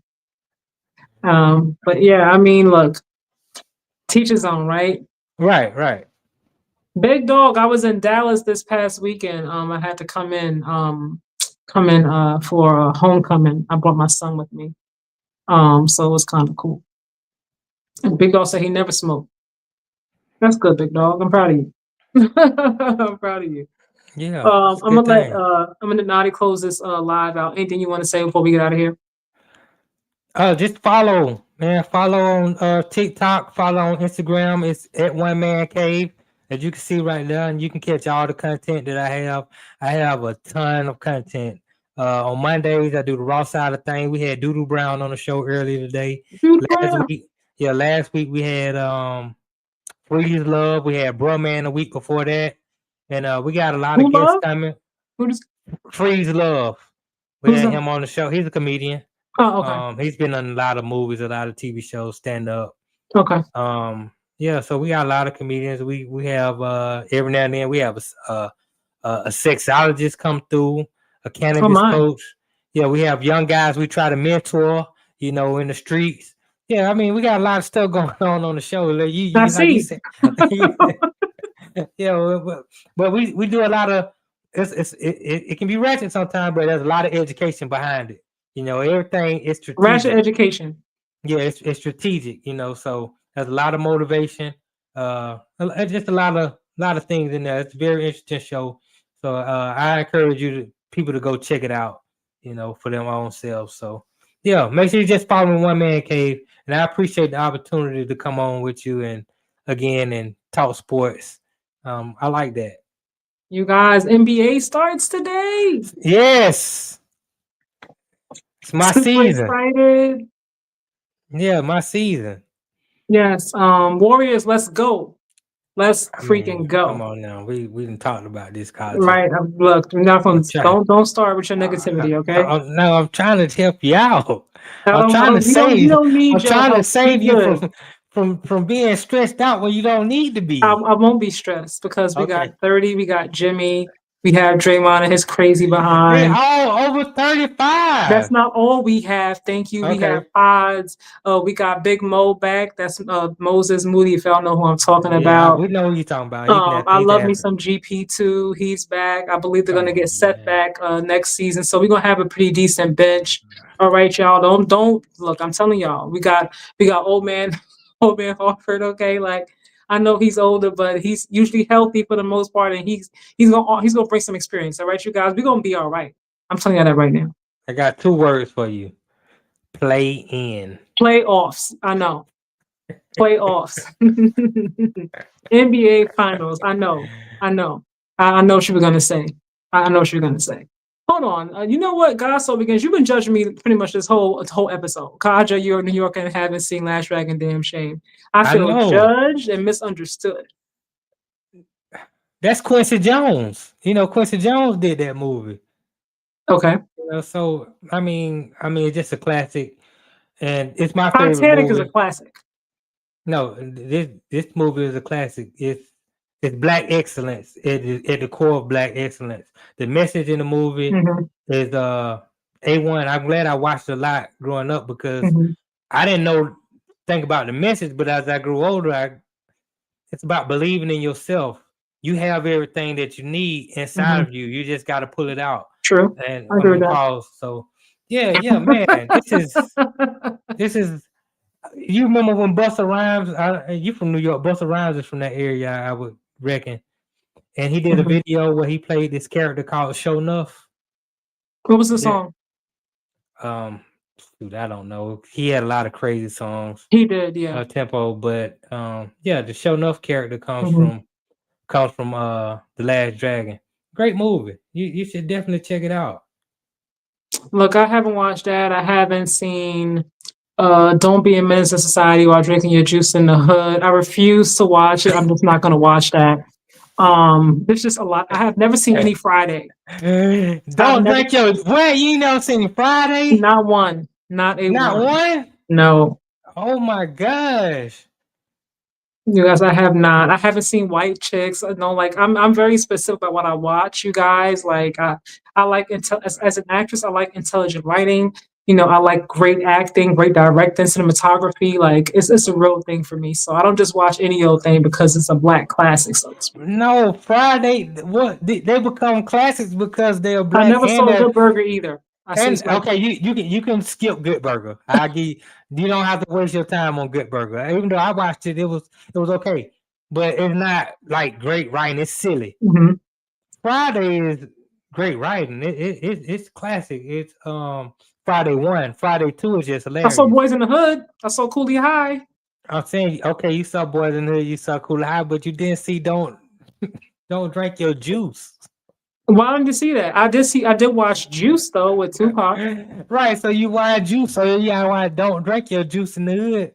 Nah, I think I'll pass. Right, don't be a menace to society while drinking your juice in the hood. Hilarious. Just the title alone. Yeah, If I these, if I these if I want a good laugh, I'm gonna go put on Rush Hour or Bad Boys 2. so you probably never seen Pootie Tang. No, I have not. Okay. That's Chris Rock. I never saw. I saw New Jack City. CB4. Who? CB4. What about it? From Rush Hour. No, I'm saying CB4. You seen the movie CB4. No. I don't know what that is. I never even heard of that. I never saw Belly either. Big Dog. Really? I never saw it. Okay, man. All right, man. I see what's going on here. I see what's going on here. I haven't. I have not. I'm sorry, you guys. I haven't. I haven't. So don't take my black card away. Nah, you can keep your black card. You keep your black card, but man, I'm a Lord of the but your Rings. hood card. But I, you said you went to school in Dallas though, so I went to high school I in Dallas, yeah. right. I So moved when I yeah, was I get 13. it. I came back when I was 17. So yeah. Okay, so that's See, 4 even years. Big Dog said he never saw CB4. Oh man, come on, big dog. Come on, big dog. You gotta go watch. You gotta go watch CB4 if you'd have seen all the other stuff. Come on, big dog. What is CB4? That's Chris Rock when he Oh, played like he played. It was almost like they were doing the story of NWA. And Chris Okay. Rock played like the Easy E character with the Jerry curl. Oh man, great movie. Okay. They were trying to get a record deal. Yeah, it was real funny. Classic. These are hood classics, man. Wait, did you say Loving Basketball is trash? Is that what you're trying to say, Big Dog? Oh, I love basketball was great. I know that by heart. Now, See Big that Dog, we seemed like more usually up your here. alley. But we not, but what? Am I reading that correctly? Because that's awesome. It's phenomenal. I love it. It's a classic. Baby Boy? What? I love Baby Boy. Stop playing with See, it. I knew this was down your lane. You was gonna be loving basketball, baby boy. Taraji P. Henson went in that film. I love it. Rush Hour. Rush Hour was Yeah, hilarious. Bad Boys 2 right, was hilarious. right. Bad Hilarious. Boys. Bad Boys 1 and 2. Part 2, Hilarious. You didn't specifically. see one? I did, but I think part 2 Okay. to me is funnier. Yeah, part 2 it might be a little bit funny. Yeah. See, I see what you are like the mainstream movies I'm with like the a Harry black Potter, characters. Lord of the Rings, Right, Rings of right, Power. I love the right. show Power, by the way. What else? I love my Law and Orders. I love my FBI shows. I love my doctor shows. Right. I like documentaries. I like things that are, informative, but you guys, yeah. I got Yeah. you. I can't do the don't be a menace to society while drinking your juice in the hood. And Oh I've never seen an man. episode of In Living Color. I haven't. But you see all the episodes of Martin. I have. I know about heart too for the most part. I have. The Cosby Show, a different world. I've seen the Cosby Show different world. My mom used to watch that. Living Okay. Single. It's Law and Order. SVU, the greatest show ever. It's up there. It's up there, big dog. It's up there. It really is. Like, oh man, nothing beats a rain day where you got good food and Law and Order reruns on USA. Like, if you have nothing else to do. You seen Do the Right Thing. I have not. She do the right thing. She live in New York. What the I hell going have on here? not. That's Spike Lee's "I Do the Right Thing," right? Right, Spike Lee? Yes. Yeah. I saw Malcolm X. Excellent movie. Excellent. Jungle Fever. No. Mo Better Blues.